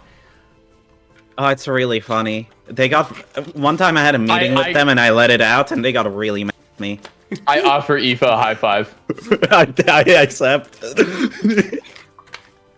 I'm so happy that the Beastmen of your party is not present. Other than Biggie. No, what about Golden? Like, come on. Biggie Like, doesn't understand. Oh no, Yeah. Golden! What is Chicken Man gonna do? he's gonna speed cycle you across the fucking floor. That's what he's gonna fucking I am do. sending him straight to hell through the nearest world tree. God damn it. Anyway, I am anyways, taking him with me. you see that Yeah, basically, sorry, I just say one more thing to Ivory. Go. Basically, the elves had anarchy actually work, and I always thought like anarcho-communism is like something that I could see working out really well if actually executed. And here it has. So, you know, I'm just fully on board with this. Well, the elves, and Sayo speaks up, the elves just don't have the concept of what you guys call greed, which is what human has, like, to a absurd Malthus level. says with it. Malthus looks at his fucking coin purse just full of gold, like I mean, let's be real. Greed Puts really it just that stems way. from a materialistic mindset. Yes, Capitalism. how do I explain this? I'm sure that you understand, Miss Ivory, or sorry, Doctor, sorry, my bad. From what I understand, my people have never really been about the material stuff. They have been about helping each other more than about the material stuff, right?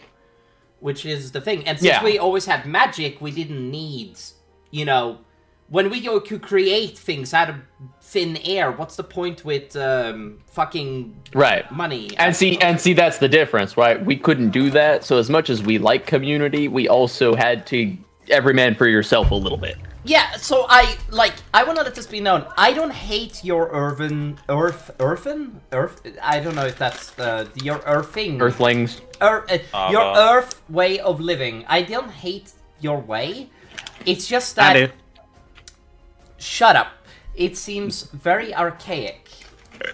It does. Oh, sure. I mean, with our level of technology, we definitely could do something about it now. It's just, unfortunately, the power structure that's been developed and the time that it took for that technology to arrive has limited the ability for people to actually actualize that potential reality.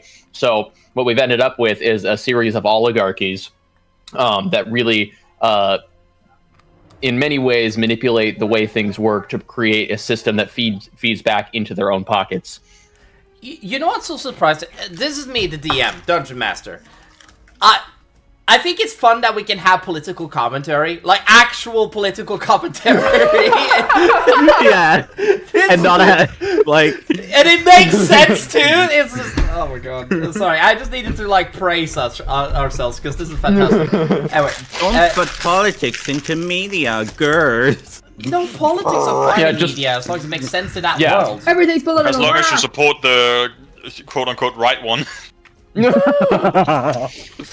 No, honestly, it's just a skill issue. Yeah. Anyway, you say that's like, the well, prompt snipers. I'm sorry to say, but I feel really sad for the people of your planet. Hey, it's not all bad. No, I heard that there's more good than bad, apparently. Which is... Oh, yeah, I mean, you know, everything has its ups and downs, right? Like, you know, in general, like, our technological civilization affords us many luxuries that the people of this world don't have, that are just standard for everyone, even the poor people who are struggling. Yeah. Right? Everyone has indoor toilets and baths and has a vehicle that can drive them anywhere they want, and they don't have to walk or even ride a horse. Traveled on rails. I've heard about the dwarves managing to create such structures, but I am never heard... Now imagine that, but smaller, and everyone can have one. That is insane to me. Also, I heard that you guys managed to make things that fly through the air, like magic. Oh yeah. Metal birds. Well, those ones are a bit harder because they're usually a lot bigger. So those are the businesses run those and almost like a carriage service. Also, Aoife mentioned something about a company that basically like owns like most of the stuff, and they kept killing people for some reason. It's your world is very confusing. You're gonna have to specify. That happens a lot. When they mentioned how does people get away with crime like that in your world? Too much money.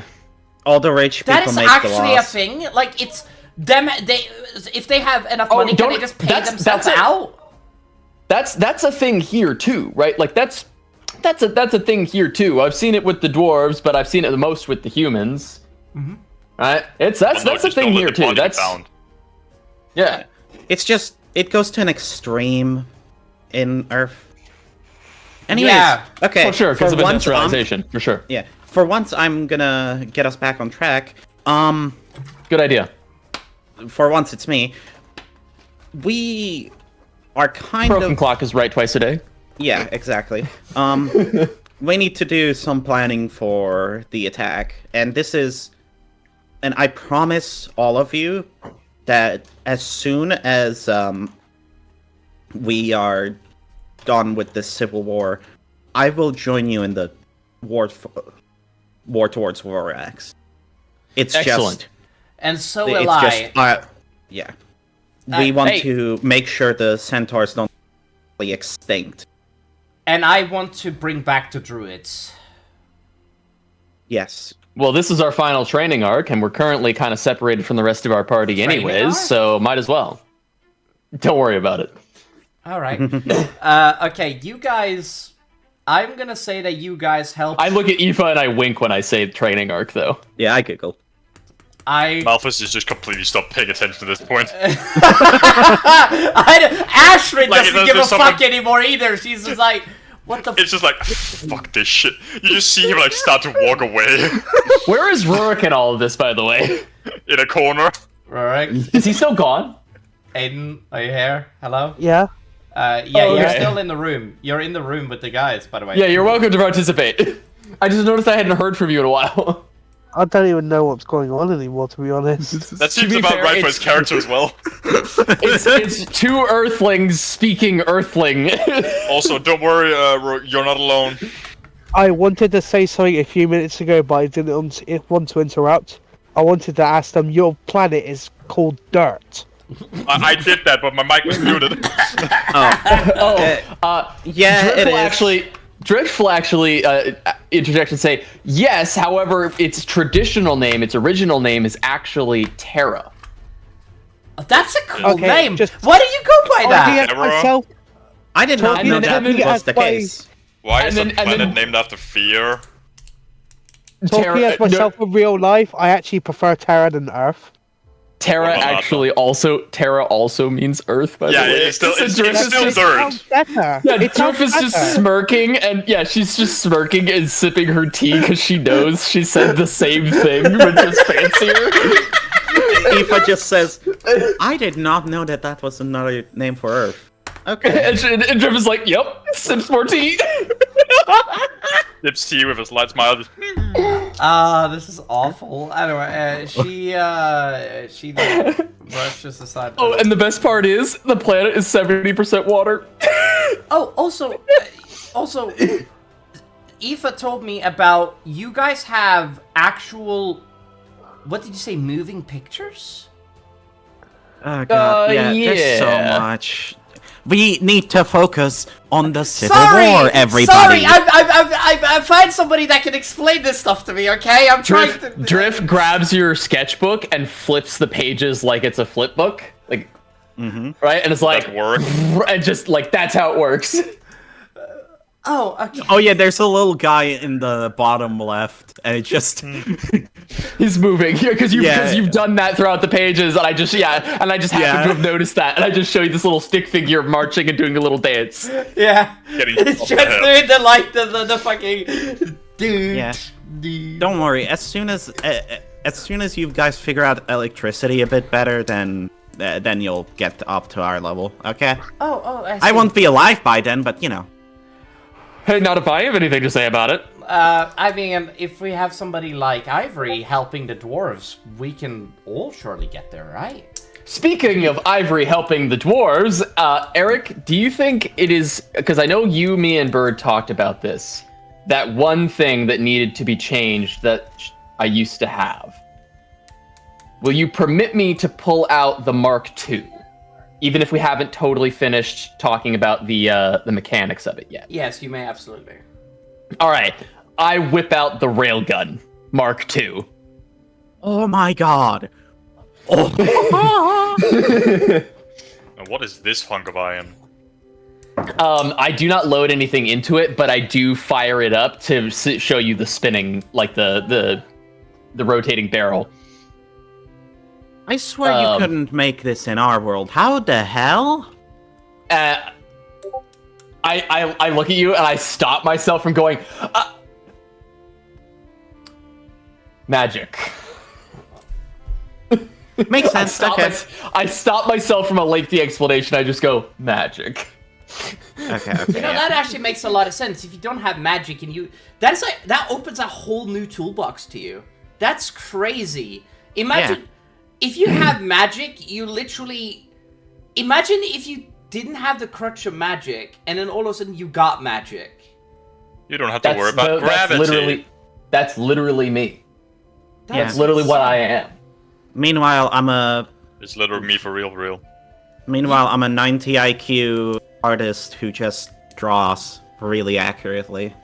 Can I make like some sort of check to see what her IQ actually is compared to mine?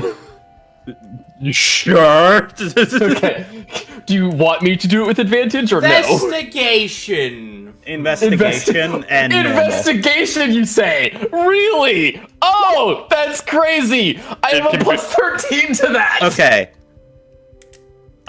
Because you know how like, especially neurodivergent people, they have like, when they take IQ tests, which IQ tests aren't like standardized for like intelligence anymore. They're more used to see like if you're neurodivergent and to kind of see which areas to excel at.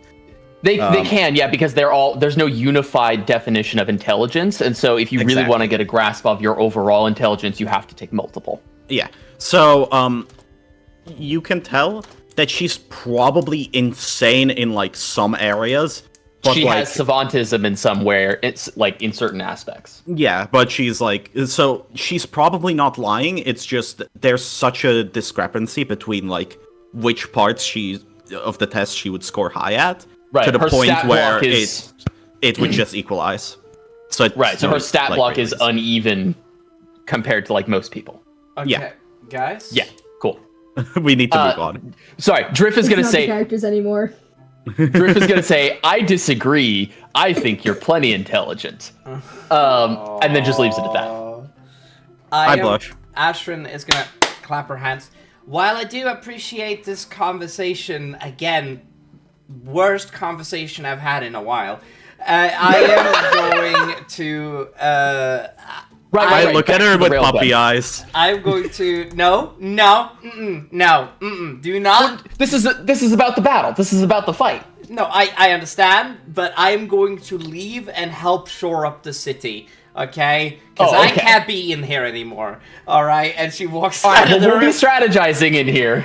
Alright. She walks out She just sees me like doing, please take me with you. I want to get the fuck out of here. She looks at you. She looks like at them and basically takes your hand and drags you out.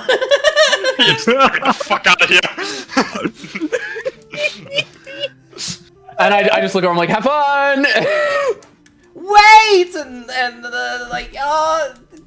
She looks at Malphus and then she looks at you, Aoife, and then Malphus and Aoife. Go with him. Go with him, Sayo, right now. Okay. Talk to you later. Love you. And she basically like runs away. Backs on the cheek. Do I perceive that as romantic or just cutesy? Romantic. Romantic. Okay, cool. All right, she runs away, and you guys are in the room, and it's just yeah. So who's the little guy? And I turn to Vicky. I bite your hand. Big guy. I would have done the same thing. Big cat has had enough affection. I would have done the same thing, Biggie. Little guy needs a fucking break. Little guys receive too many pets. I'm gonna go on the toilet. I'll be back. Okay, you guys, you children, continue to have fun. Don't choke a cock. Okay, so Ivor's going to briefly explain that this weapon is designed primarily as a long-range spell delivery device. Right? That's much more boring. I say, oh really? Getting hit with a fireball from 300 feet or more is boring. Yeah. Yes. I can shoot an arrow 720. I mean, fireball is boring. I have guns. Okay, what about call lightning? I got range for days, boy. I don't know, it's cool. But it's just, I see a railgun, you know? In front of me. Like, the railgun does fire bullets. The bullets do hurt, and they carry a spell. Spell? I'm gonna have to see it for me to gauge the coolness. Okay. I have my own coolness meter, so like... We'll test it later. I'll have to get us somewhere where we can actually see how far it goes. I'm looking at the range on it.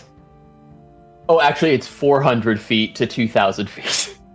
2,000? Yeah, if you hand it over to me, I would have 700 range. Actually, what was it? It's... Well, the base range is 200, but I have the skill tree feat that lets me double my range. Remember your passive, your perception also does something to extend range. Oh, then I might have to... it's in the altered rules. It's passive perception, some shit like that. Altered rules. With 200. That would give me 820 feet of range. Where is it at? Is it the top one? In... Alter, there it is. Yeah, let me just find it. Where do I have this shit again? I have it here. Yeah, If, also... like, halfway through you explaining that stuff, by the way, just, like, walks over to Rurik. It's the in the ranged accuracy with passive perception. And just kind of awkwardly says, hi? Where is it? It's where is under the... Let's see, it's... You see the spell changes. It's the next black line there is. It's the enhanced range accuracy with passive perception. So you're one of the It's other right above God the chosen, guns, right? basically. You're with these guys. Oh, there it is. I see it. Yeah. I am. That's cool. Yeah. Actually, what's your wisdom? Yeah, I don't know what to say to you. Yeah, just I kinda your make base these wisdom. awkward. What is it? I believe it's... Oh, my base agree. wisdom is 14, and my Actually, no, passive it's- perception... Do you want me to My not passive talk perception to is you? 16. It's passive perception, meaning you have I an extra cannot hear 160 feet of range. Like, where you don't have a disadvantage. Okay, fair enough. Oh, excellent. It's because of those two talking so fucking loudly. Sorry. I'm sorry. I can't really regulate how loud I am. I'm not good I at was that. talking about them two. Oh. We were talking out of game. Meanwhile, we hear from Eric. He's trying to force it out. Oh man, I got the sound buffed up. Where's my soundboard? Okay, so 560 is Yeah, my if you hand it spell to delivery me, range. I have 820. Yeah. Anyway, I found the sound clip of Eric right now. Yeah, I can also dispel magic at that distance. Yeah, I can do a whole bunch of shit from an incredible distance. Hold on, the With it. range is normally 2,000, which means you can shoot up to 4,000 feet with it. No, the range is normally 1,000. Okay. Like the max range. Okay. Disadvantage range. I call over to Biggie and I say, "Hey, big guy, you want me to draw you Yeah. something?" What is drawing? Oh, I take my sketchbook back. It's like when you scribble on this, and I kind of just like slowly color in one of the flippin' heads that I drew. It's Biggie's. This is my favorite kind of magic. Malthus, This is not does magic. Malthus have what firearm proficiency? Gun. Yes. Yeah. Okay, perfect. Okay, cool. I have the feat called Gunner. Oh, excellent. Okay, yeah. I was just checking. Yeah, because that would mean yes, I could easily throw the railgun to you while I get up in the mix and let you do your thing with it. It's anyway. I started blasting. Yeah. So- So anyway, I started blasting.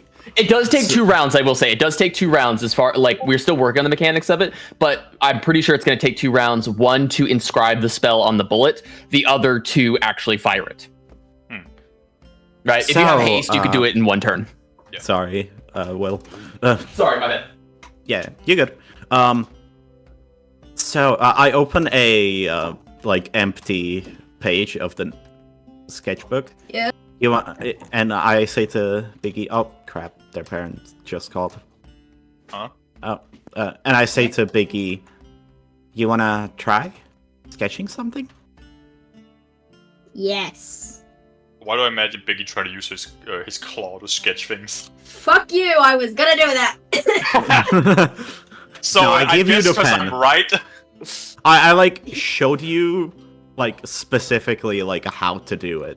So he like I just he like give you he the like pen. fist grips the pencil like a toddler would. Yeah, it's like the pencil thing is like pointing up, and he's just like holding like a sword. All right.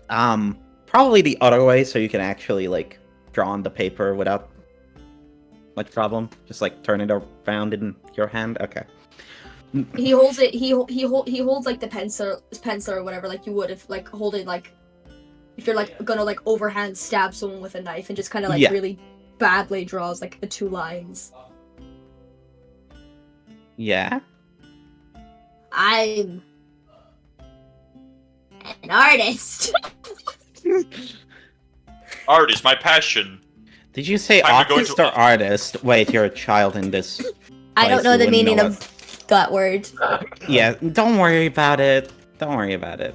The creature's under 2 years old. I can't be autistic. I canonically don't know what vaccines are. Do we have That's not how that vaccines works. That's not how that works. It I is need to just stop making Biggie. up jokes. Just because statistically they have a higher chance of being diagnosed with autism if, they live past 8. So, Aoife asks, do you want me to draw something for you? Is that something- Like one of your French girls. You do? Yeah. I did that for money. I don't have Biggie's money. cash. Just draws Biggie a can pay you stick, in a man. skull. Well, I'm not giving you any of my money. I'm kind of poor, but, I can draw you something.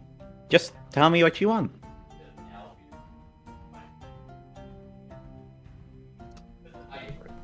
God is back. No one's ever asked me what I wanted before. What are you talking about? Do you actually say this? Did you just No, make no. Biggie cry? What are you talking about? Golden gave you a goddamn dragon. I know I'm. No, Oh, it's no, Bear they're dying. Bear, don't die. We need So you. how does Biggie respond? Coughing. Bear, Yeah, I just cough in your face. Yeah? will you allow me to make a random day your birthday? Yeah, sure. Alright. It's Christmas. Today is your Today birthday. is your birthday. No, it's the day of, the battle against the king. It's the day Today's you your lost birthday. your Go kill that parents. guy. You know what? I might actually do don't that. like my I might parents, actually do that. You get to kill the guy. And whoever is trying to protect him. Okay, so how does Biggie respond to that question?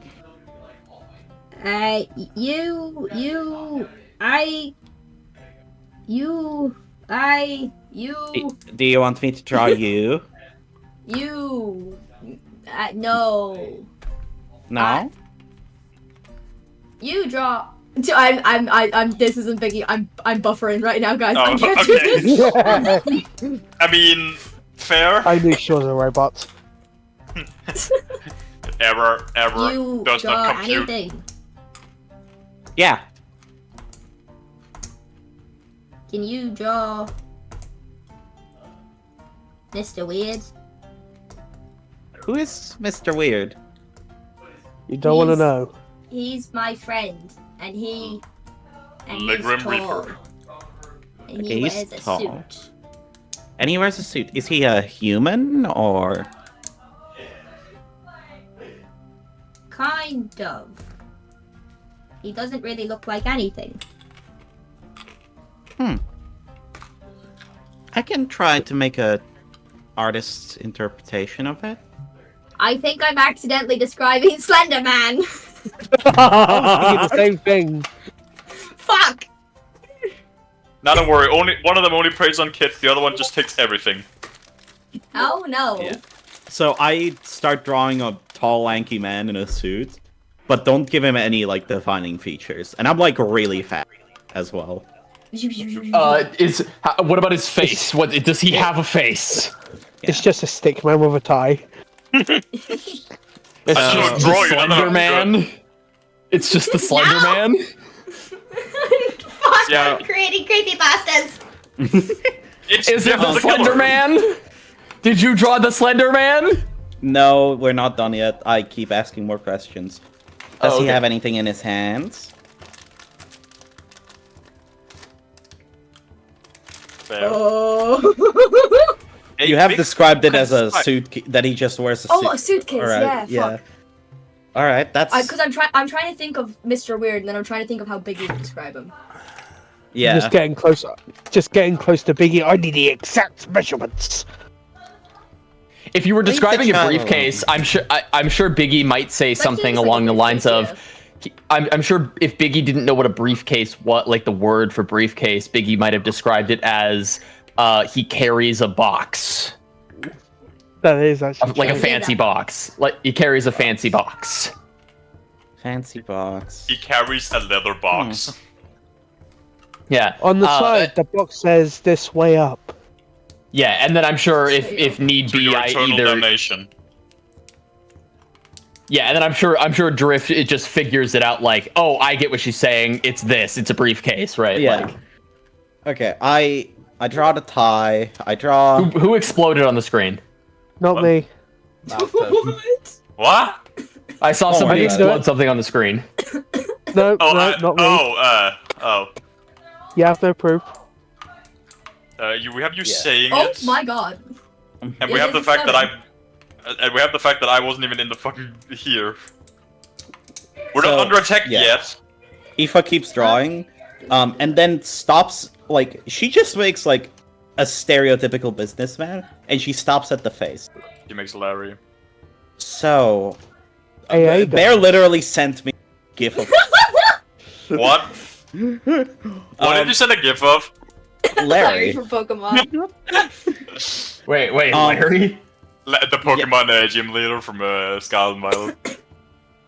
Biggie Yeah, just you sees put Mr. that- Weird as like an older man in his like an old businessman in like his 50s. So, Ah, what do you want Herbert me from to do Family for the Guy. face? Because I would have an idea if you don't know. Can Just draw Herbert from Family Guy. You can. And this is gonna become a real thing, right? Oh fuck. Well, no, I'm Hey, assuming it's not shut the up. magical pencil, but not magic brush. Just It's crazy not part the is, like- magical pencil. It's not the magical pencil. The crazy part is we didn't actually say out loud what it did.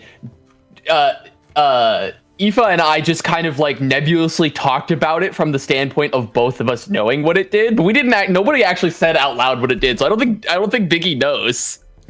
Well, he's also no. not using the pencil. Wait, or the brush. can I roll a luck check, Ken? Are you about to make the fucking death card out of the deck of many things? About to fight yourself? No, I just want to roll a luck check and then let him decide. If you create death. Let him I'd decide. imagine that's creating more something. Yeah. Luck check is D20, right? Yeah. Or a D100, depending on Okay. what Eric decides. Becky? Roll made it 20. Okay. Okay, I was Great. accidentally drawing with my Marvel pigment. Oh no! Biggie takes the brush and dots in 2 eyes and a wonky little smile. Is it like crooked? It's very crooked. This is a kid who's never held a pencil before. Crooked Yeah. as And in is- and is like holding crooked. it, like, Crooked as in like you drew it poorly. I Can drew I it add poorly. something here? Okay. Can I add something? No, this is big man's drawing here, not small man's drawing, okay? Damn, I wanted to draw it. You want I to draw wanted to add beard? one thing to it. Alright, let me color it in. What colors do you want? Like, just black and white? Black and white. Alright. And this is finishes the drawing. And the little man that's like 2D on the page, just like stands up. He's still 2D like Mr. Game & Watch. But he just stands up. And he starts walking around. Yeah. That's crazy. Is it okay? Let's, for the sake of us players understanding, is this actually Death, or does it just look like him? Well, it doesn't necessarily look like death. Like- It's just the way. It's Like, depending on did how this- you see death. Because Did for this- Biggie, you did just this- got a suitcase. Did this Would this summon be him like- into an avatar, or is it simply a facsimile? You Facsimile, I guess. create a creature that looks like it's devoid of any sort of intelligence as it walks around. It doesn't look like... first of all, it's not that it doesn't look like the character that Bird is talking about. No, I would go so far to say that it's a character that you just don't know what is. It seems like it has no intelligence. Oh, that's right, because the rest of us haven't seen Death, have we? Mm-hmm. Gotcha, right. And if you have, you would have saw him like Death. You wouldn't have seen him the way Biggie sees him. Yeah. Gotcha. Biggie sees him, like a Oh, suit, and the gotcha. rest sees the Reaper. Manifests differently for Biggie. That's fascinating. Okay, but of course we wouldn't know that. Okay, fascinating. Okay, This would've been so the then I'm first gonna roll an time- insight. I'm gonna roll an insight on this strange thing to see if it's in pain. I can also do I investigation. How would you I roll choose insight on rolling something insight, please. How would you roll an insight on something that doesn't have intelligence? It's a 10. Is it in pain? Should I put it out of its misery? It looks like it's very much in pain, yes. Kill it. Okay. Just so you know, Biggie is over here hugging his leg now. As the person's head just gets blown off. Yeah, that's, yep. Oh! I won't waste a bullet on it. I'm just going to, firebolt it.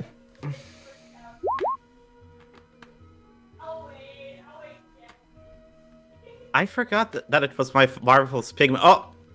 And I just see its head go blown off. Yeah, it's just... Yeah, it walks around for a few moments, we get a good laugh, and then I'm like, alright, and I just, like, emotionlessly kill it out of, like, pity. Like... What would Bear's It's like, alright, out of your misery. For all those wondering, what I was gonna put on was the Pringles mustache. Oh my god. I should have waited. Nah, never mind.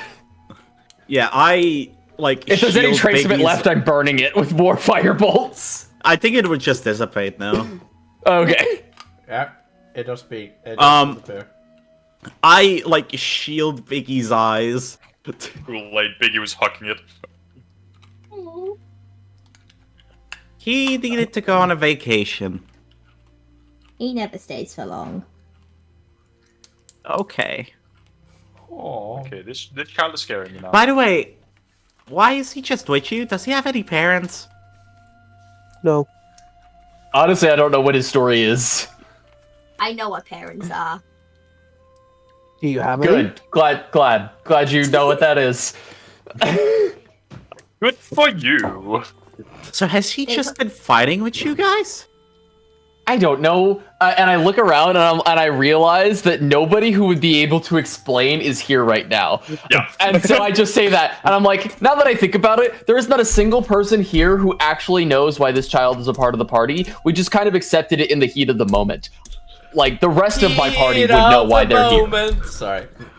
Just so you guys know, as far as I'm aware, that's a slave. But remember, the first interaction. Remember the first interaction I had? It was just Warwick going, "Oh yeah, it's my slaves." I'm like, "You have a child slave?" That's right. I forgot about that. like my character's just like, "Okay, so those are just slaves, I guess." And nobody corrected him. Yeah, no one, because Marcus didn't do shit because you weren't actually there. Yeah. Gnolls don't get treated really well. It's nice that, like, this one has something. Not only that, like, but usually Biggie I just- hasn't seen another Null since season 3 of Boba Fab. I haven't seen someone that looks like me since I killed myself. What? Yeah, even Drip is like, what?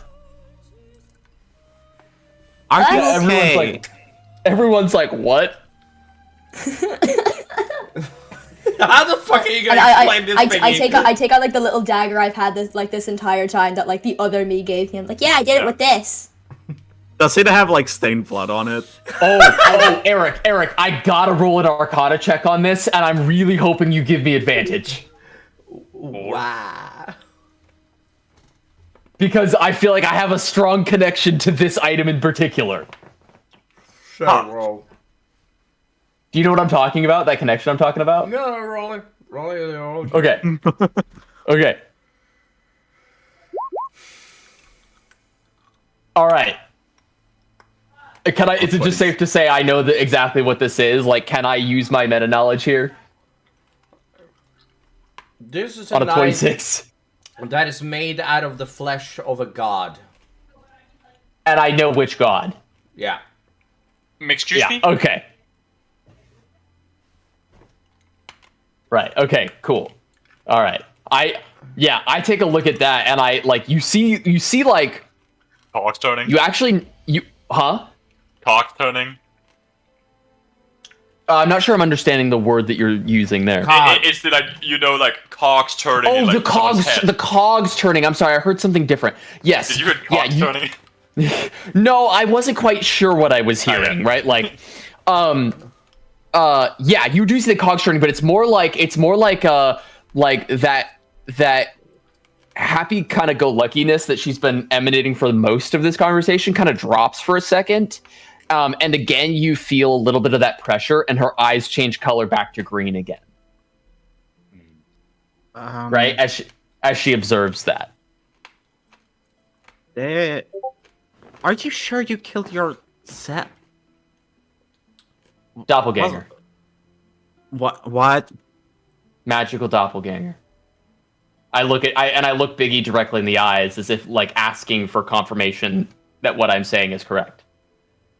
Well, he didn't look like me, but he was me. Right. Just like how she's me, but from a different timeline, basically. Yeah. Well, I wouldn't say I'm you. Right. No. I'm oversimplifying for the child. I'm like looking directly at Aoife now. Like I'm oversimplifying for the baby. Okay. Little baby. Yeah. Anyways, yeah. So and as I release my attention from the object, my eyes change back to their normal color. That is disturbing. If I'm understanding what you're meaning by this. Which part? What's disturbing? Like magical doppelganger killing yourself. Imagine if a powerful being sent a shadow creature that happened to resemble you to kill you. Oh, ew. Well, the others did it. Yeah, no, you're good. You did the right thing, Piggy. You're good. And I pat you on the head. Okay. So, yeah. Okay, Vicky, how are you feeling mentally? Normal? Like, Aoife has, like, a consistent expression, but, like, her expression's kind of dropped at this point. Would Ivory be able to tell that she is, like, concerned for the child's, like, level of trauma? Yeah, definitely. Yeah.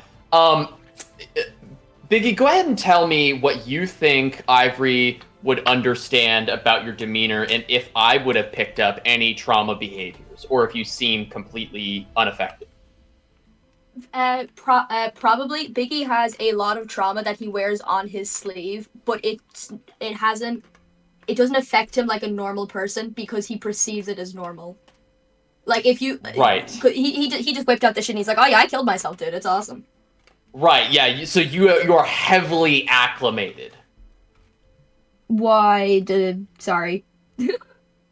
like acclimated means like you've adjusted to it, right? Like it doesn't seem to be like weighing you down or burdening your decision making in a way that is like detrimental to your ability to function. Maybe not adjusted, it's just all he's known. Right, and that's kind of what I mean. Like, it's all it. you've known, and yeah, you've gotten used to it. You've adapted to it. That's what he means by adjust, as in it's normal for you. Yeah, it's kind of like when you put your hand into hot water for a while, and then eventually it feels less hot. Oh no, you walk around in shorts during December, aka me. Yeah. Why are you like you just this? kind of acclimate. Because I'm Scandinavian, you fuck. Yeah, get fucked. The Vikings are coming, and I am the front line. Then Ivory will kind of turn to Aoife and say, he's functional. We'll deal with that. We'll deal with the trauma later. But for now, he's functional, and that's good enough. You shouldn't have to be doing this. Shouldn't have to be, but sometimes things are the way that they are, and the best course of action is simply to do your best. Would you stop poking me in the butt? Sorry. So, I'm assuming that was Naya. I mean, I'm in the middle of a character moment. So was I. It's called character development. No, it's called sexual assault. 1,000 years of death. Oh. He says no, it's called sexual assault. It's not assault if he likes it. No. No, it works. It's still called rape. Anyways, let's move on. Yeah, no, Aoife just kind of looks at Biggie, looks at Ivory. Okay, I'm not part of the party yet. I shouldn't... Like, it's... Yeah. Okay. Ivory says, "You're good. I appreciate the level of concern that you have. It tells me a lot about your character." Alright. We're now... So... Oh, yeah. Sorry. So, it's late. We should probably get you to bed for tomorrow, because tomorrow's gonna be a lot of talks. And... I hope you guys are willing to help us, because, like, otherwise we're kind of screwed. You sit from outside. Rorik, I need your alchemy jug. Get out here. Alright, what kind of drink are you looking for? Rum, I need ale, oil. wine? Oil? You're fucking... Alright. I'm gonna light the centaurs on fire. Yeah, no, What? no. Not these centaurs. The fuckers approaching. We're gonna burn them all alive! Making a fire trap. Yeah! It's gonna be glorious! I don't like that we have to turn the forest on fire, but yeah. It's called a controlled fire, hopefully. Alright, how much you need? Anyways, I'll go to sleep. And she just lays down on the floor. I trip over. Oh, sorry. You're good. Saya comes into the hallway again, and she looks like around. See at the fight. Oh, and she looks at you on the floor. It's like, okay, yeah. We are gonna gather stuff together, and then in the morning we're gonna fix some of the things. It would be very appreciative if you can help us all shore up the city. Yeah, absolutely. All right. Now I'm gonna go and I'm gonna use my big woman muscles, and I'm going to carry Sayo to bed with me. And sorry, Aoife. Sorry, my bad. I'm gonna we're gonna carry Aoife with me to bed. Okay, so you guys have fun. And she picks up Aoife with her hands, and then she walks away. Aoife's pretending to be asleep, but like she giggles. This child asleep. Alright. We are now going to... If it's the same for you guys, I'd like to move on. Because I think that you guys are going to stay and defend the city. Am I correct? Yes. No, I'm going outside and making traps outside the city. Specifically fire traps. Like hay, oil...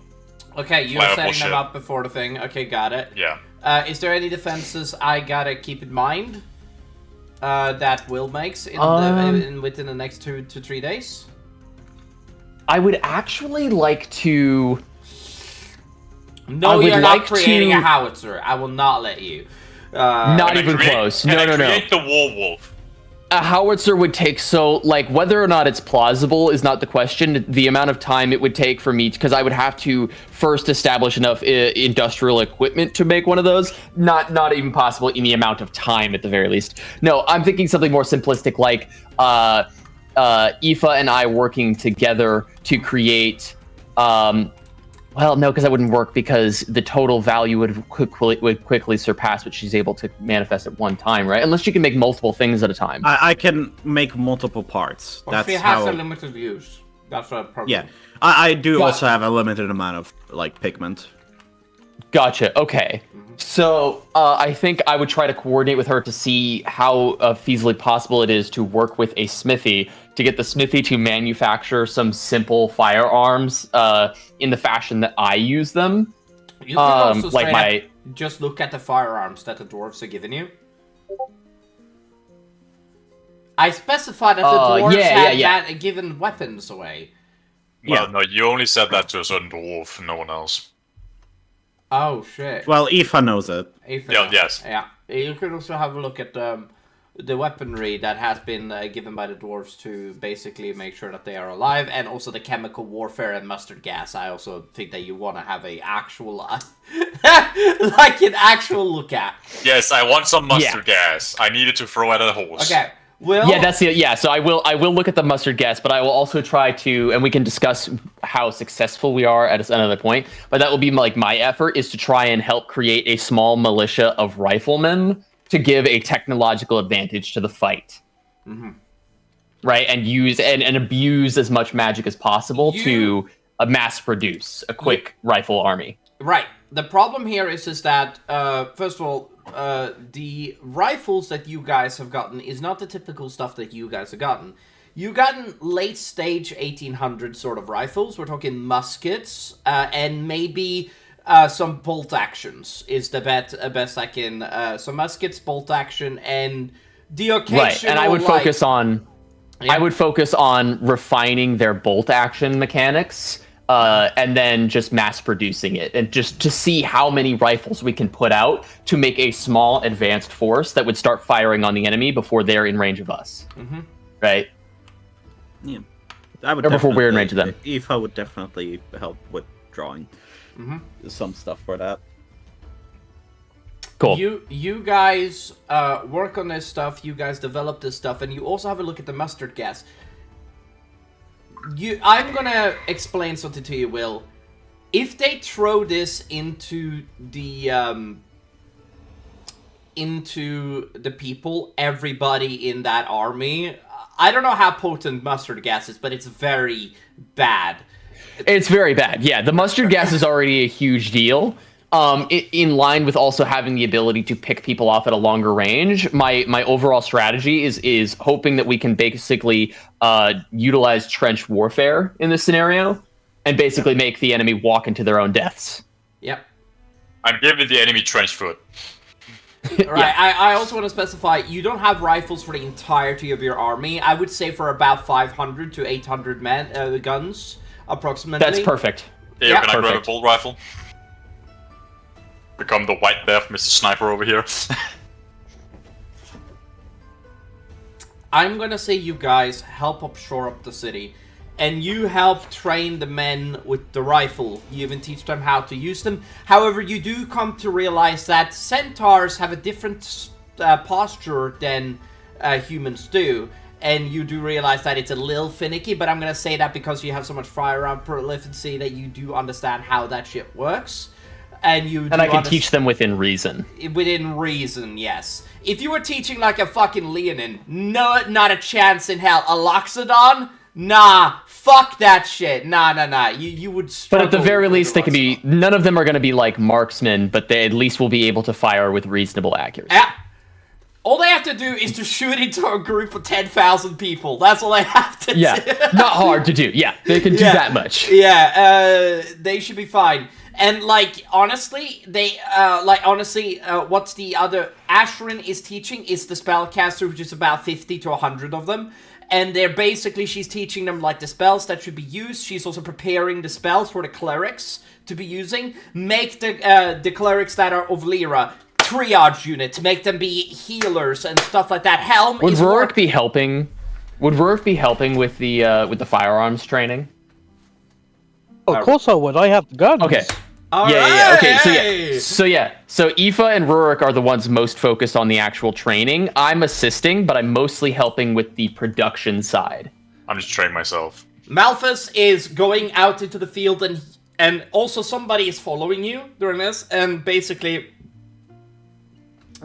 they're trying to, like, watch you as you're doing it, and you are teaching people how to make, like, potent traps, like pitfalls and stuff like that. Yes. That is, and you're basically teaching people do exactly this and how to do it. I know that it's a little hard for you. You guys can't make pit traps. You're centaurs. You're not going to climb out of the pit. It's not going to happen. But you are... I don't climb out of the pit. I walk out of it. Yeah, and basically they... and if... Yeah, and you don't create those, and basically you teach that. But yeah, like it needs to be specified that Biggie, you are I don't know what you want to do, but like there's a dead carcass of like children. If you want to raise some dead, honestly, that's completely fine. Excuse me. Yeah, there's dead carcasses of children that has died to a disease. Bear. This is your chance. Raise your army. Hey, Eric, I have a... Drift has something a little more, Yeah? devious and dastardly up her sleeve that she would want to propose away from Aoife and really anybody else. She would propose to the blacksmith the idea of creating what she refers to as IEDs, improvised explosive devices that could be easily made with a few caustic substances. You want to create bombs? Okay. IEDs, yeah. They're not especially powerful, but if one centaur in a group stepped on them, you could theoretically take out, like, 5 to 10 centaurs. Well, what you could probably do is make mines. Yeah, that's what an IED effectively is, yeah. Yeah. Yeah. You wouldn't be, Like a a small bouncing pressure Betty landmine. would be very good. A bouncing Betty would be very good. I don't know if I'd have the industrial capacity in this place. Like, maybe at Hammond I could do it. I might have enough industrial technology to do that. Yeah. But I don't think I'd be able to create something that sophisticated. But just a device where you step on it, a chemical reaction happens, and it goes kaboom. That I could do fairly easily, assuming I have the right stuff. I will allow you to do that, absolutely. Not even a doubt. Now, should I roll to see how many I make? Not necessary. I'm just gonna put up a couple of them. Decide. Gotcha. Cool. Yeah, I'm just gonna make the decision, and not only that, but like this could be a victory. You guys turned what looks like a hopeless, shitty battle to what looks like the potential of a victory. And the day... This is straight up unfair. By the way, I have a thing to say. Do you understand what I say when I mean fire traps, Eric? I'm talking about like hay with oil on, like laying on the ground. Yeah, no, that's fair. Also, you only get like 1 liter of oil, I think, or something, because of the... Yes, but if I had 3 days, that's 3 liters of oil, and I don't really need it to, like, I just need to burn up. Yeah, now... Catch them on fire. Fair enough. Okay, so what is gonna happen is that the Day of Reckoning arrives, and as the Day of Reckoning arrives, you guys see that Asharon comes up to you and explains to you, the players, that he will give us his treaty and 24 hours will pass. Why don't you guys all come with me and meet the meet the general? Okay. Sorry, meet the general and the king, and see if we can discuss so that we can stop him from walking in here. No, we're doing pre-battle negotiations. More like pre-day battle. They take to, like she specified. Eric, your screen share, please stop it and turn it back on. Oh yeah. What she's specifying is that tomorrow is like the battle is not going to happen today because of 2 reasons. Hold on. Let me see if I can find the fucking music. Well, it sounds like the leaders of each party are going to convene to try and negotiate before any actual fighting starts, and if the negotiations break down, then the fighting will happen the next day. Yeah, and this is where you guys. She's asking if you guys want to come with. Yeah, I'll definitely come with. Aoife says, "Well, you've advised me multiple times." Oh, sorry, Raven. No, that's for myself. I'm talking both. They've advised me multiple times. You've advised me multiple. Talk to the king anymore. So. No, but because I always blow up, and I always mess something up. So I'm just gonna take care of the child for you guys. Okay. All right. That sounds like a good idea. Okay. Let us all. Now I will go with you, and Sayo, by the way, stay. Sorry, I want to have a moment with Biggie after your guys' thing. All right. So okay. we're gonna do that first. Sayo, you're gonna. What is gonna happen is that you're gonna come with. Sorry, Sayo. What is gonna happen? Sorry, not Sayo. You're gonna stay here too.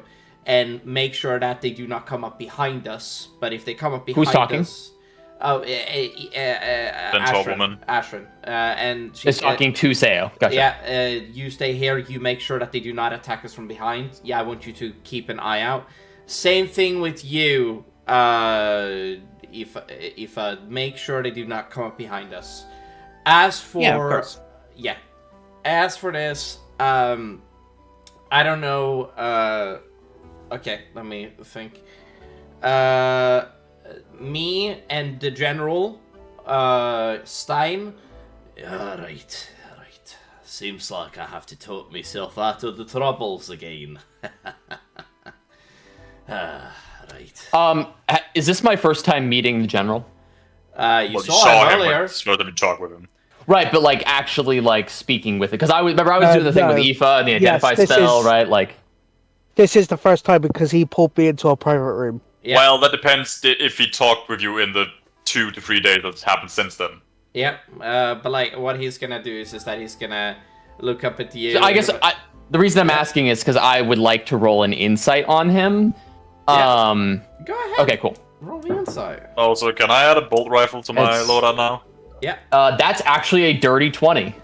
Okay, what you're able to tell is that he's an ambitionist, but he's ultimately an honorable, dedicated man that is kind of like, he looks like his posture tells that he's a bit ruthless, he is. You know what I mean? Gotcha. Does he seem in any way like conniving beyond that of like a normal tactician, or does he seem like extra schemy? No, he doesn't seem extra schemy. No, not from what you're able to tell. Nope. And I assume that I could also clock that Rurik looks up to this guy. Mm-hmm. Rurik, do you think on that dirty 20 that I might suspect you were having some like doubts about him? Yeah. Okay. I would say so, yeah. Then I would ask you kind of about that privately at some point and just say, hey, what are you thinking? You seem to be having some. Well, this would be like off to the side, just the two of us at some point during that time period. Right. Yeah. So this would be the later, theoretically. Oh, right, got it, sorry. No, it's okay. Yeah, my mind was just so focused, like, when I exited that room, I assumed someone would say, what are you talking about? I'll just go later. Oh, gotcha, yeah, no. These are a few days later. Yeah, this is me pulling you off to the side at another point. I do want to actually preface, this should be addressed later, because what is coming up next is very important. Gotcha, I was assuming this would happen before whatever you're talking about. No, we're gonna cut immediately to that as soon as that is done. However, we're gonna keep that in mind. Do not worry. Okay, cool. We're gonna go back to Aoife and Bear as you guys march off, and we're just gonna finish there in little interaction. We are Bear. Hello. Hello. Aoife wants your attention. Yeah, I would. Hello. I was thinking. Do you think you would already have your army of dead children raised, or do you think we would be going for you to do that? My dead children? Yeah, sure. Let's go get my dead kids. Okay. Honey, I raised the kid from the grave. Honey, I raised the dead kids. Are they kids, or are they specified to be children? He said they were children, so yes. Oh, lovely. Yes, child workers, just like my home. Yeah. There's a pile of dead children that is really like this. I'm sorry to say this, but like there's a plague going around the centaurs that has been particularly nasty, and I'm hoping that you, Drift, are gonna do something about the plague as a doctor. Plague. Yeah. What? It's more if my character wouldn't look into this, probably. Oh, you're a plague doctor. I remember. Yeah. Well, I'm a plague hunter, but yes. Yeah. Now, you are, but yeah, what do you guys do? By the way, Aoife and Seo.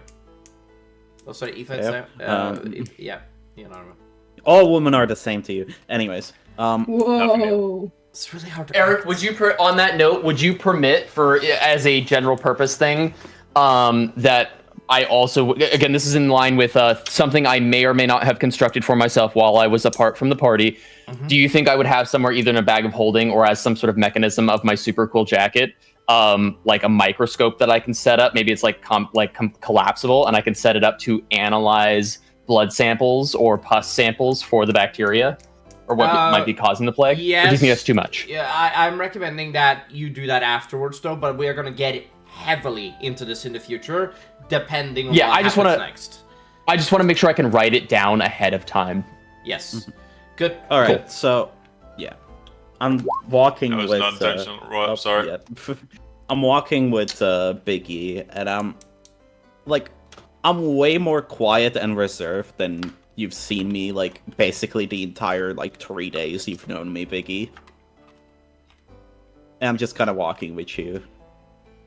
Like, I'm giving a somewhat off-putting vibe to you, I would say. And I'm just kind of looking over to you. Why are you? You. Why What do you mean? You don't make my ears ring right now. Is it because I'm loud all the time? I'm sorry. But why? I can't really control myself. I just kind of like to talk. I get really giddy. No, why aren't you doing it right now? Well, Vicky, your situation just makes me sad, if I'm being honest.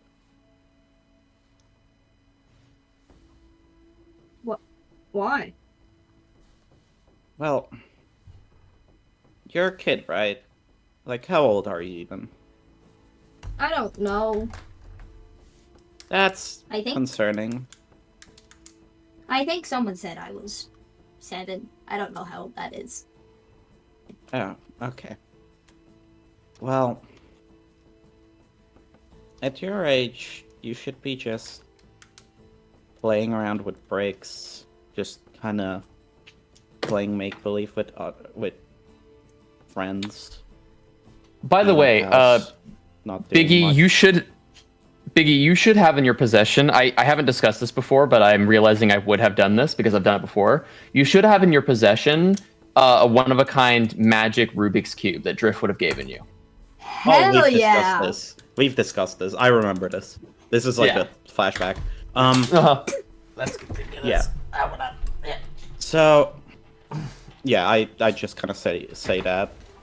Like, you should be just playing, having someone to care for you. You know? I do. I used to play all the time. Oh, with who? Mrs. Bones and Mr. Muck. And who were they? Were those your parents, or? No, they were dead. Yep. They were dead? How do you mean they were that? dead. What? They were dead. Their bodies, and then I made their bodies move, and they were my friends. Did you? And they, So, they weren't alive. Did you just make them do what you wanted them to do? well, they didn't do much, but Oh. yes. And so you had fun with them. Yeah. They Did you have talked to me. Did you have anyone to give you stuff like food or teach you things? No. I took food, and then I got in trouble. But I ate. Yup. Oh. Well, you know, Biggie, you should not have been in the position where you had to take food. There should have been someone for you. Well, there wasn't. And that's why I said earlier that your situation makes me feel sad. You shouldn't have to be. in this situation. You could be learning just like any other person your age would be. That's not normal. It is not. I mean, you're a god chosen. You were put a bunch of responsibility on you. And, well, usually that responsibility should go to someone older, someone who has understood the world a bit more. I understand lots. Well, just you not understanding that you're in a bad situation kind of don't really. But am I doing a bad job? You're not doing a bad job, but you shouldn't be doing the job you're doing. Why You am should I? be having fun and playing and learning about the world. I learn lots here, but if I'm not meant to be doing this, why am I? Well, the person who chose you just kind of decided you were gonna do his job, and I don't really think that's fair. Frankly, I don't think it's fair towards anyone, but especially not you. I never thought about it. I'm sorry. It's okay. So, you're gonna raise some debt to prepare for the big battle? Yeah, Yeah. my friends There's will a- help me. You consider the debt you raise your friends? Oh yeah, they're my friends. Can they talk to you? Some do. Some gurgle. They go gurgle, gurgle, gurgle. Yeah. Alright, do you need any help with that, or? Is there anything you could do to help? I don't know. Draw something for you? You draw, I raise. Okay. That is when you walk forward and you see standing with his scythe and his hood over his head on a roof. You see Death staring out over the horizon. Who sees this? You and Bear. See this. Aoife and Bear, you mean? Aoife and Bear. Yeah, you found that. Yeah. Does Bear still see the suit and tie? Yes, correct. Yeah, I think. Mm-hmm. I kind of just I see it, but I just gotta. Oh crap! Is he gonna be mad at me? I don't know. This is where we're going to cut your little moments. Ooh. We are going to face off to into the sky, and we're gonna go to you guys over on the other side, where Asharon is gonna be like, well, hopefully the battle goes well. I do hope so. Don't you think, Stein?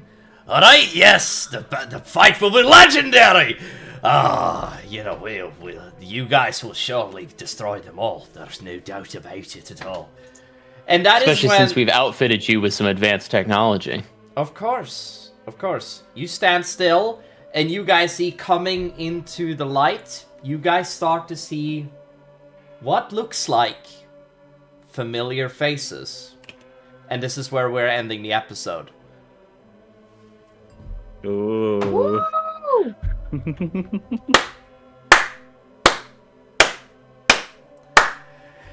Thank you guys so much for joining us. Oh, you motherfucker. What do you think? Do you think I'm an idiot, Will? Oh, that's right. You know what I'm doing. You know what I'm doing. Oh, yeah, you do. You got it, don't you, you motherfucker. Oh, I'm so happy this is on stream. You motherfucker. He understood immediately when I said it. Oh, I got it on film, guys. I got it on fucking film. You motherfucker. Anyways, this was my idea as well. Yeah. Thank you guys so much for joining us. We're gonna end this episode. So, Bird, you ready to fucking die? Your backup character may be needed soon. Oh yeah, definitely. Thank you guys. When you know you get a fucking fireball from 800 feet away. I am actually a fireball won't do it. The gunshots will. No problem. Okay. Or the IEDs. Guys, also Will, you have a perfect... Drift suddenly having a panic attack, realizing that her opponents are people she doesn't want to get IED'd. I don't give a fuck. Yes! Yes! I have no Will gets it! I am using his own shit against him! Oh. I have no intention doing to these people. I will murder them and steal their gold. No, I know, but I wanted to give you a reason to fight for this side.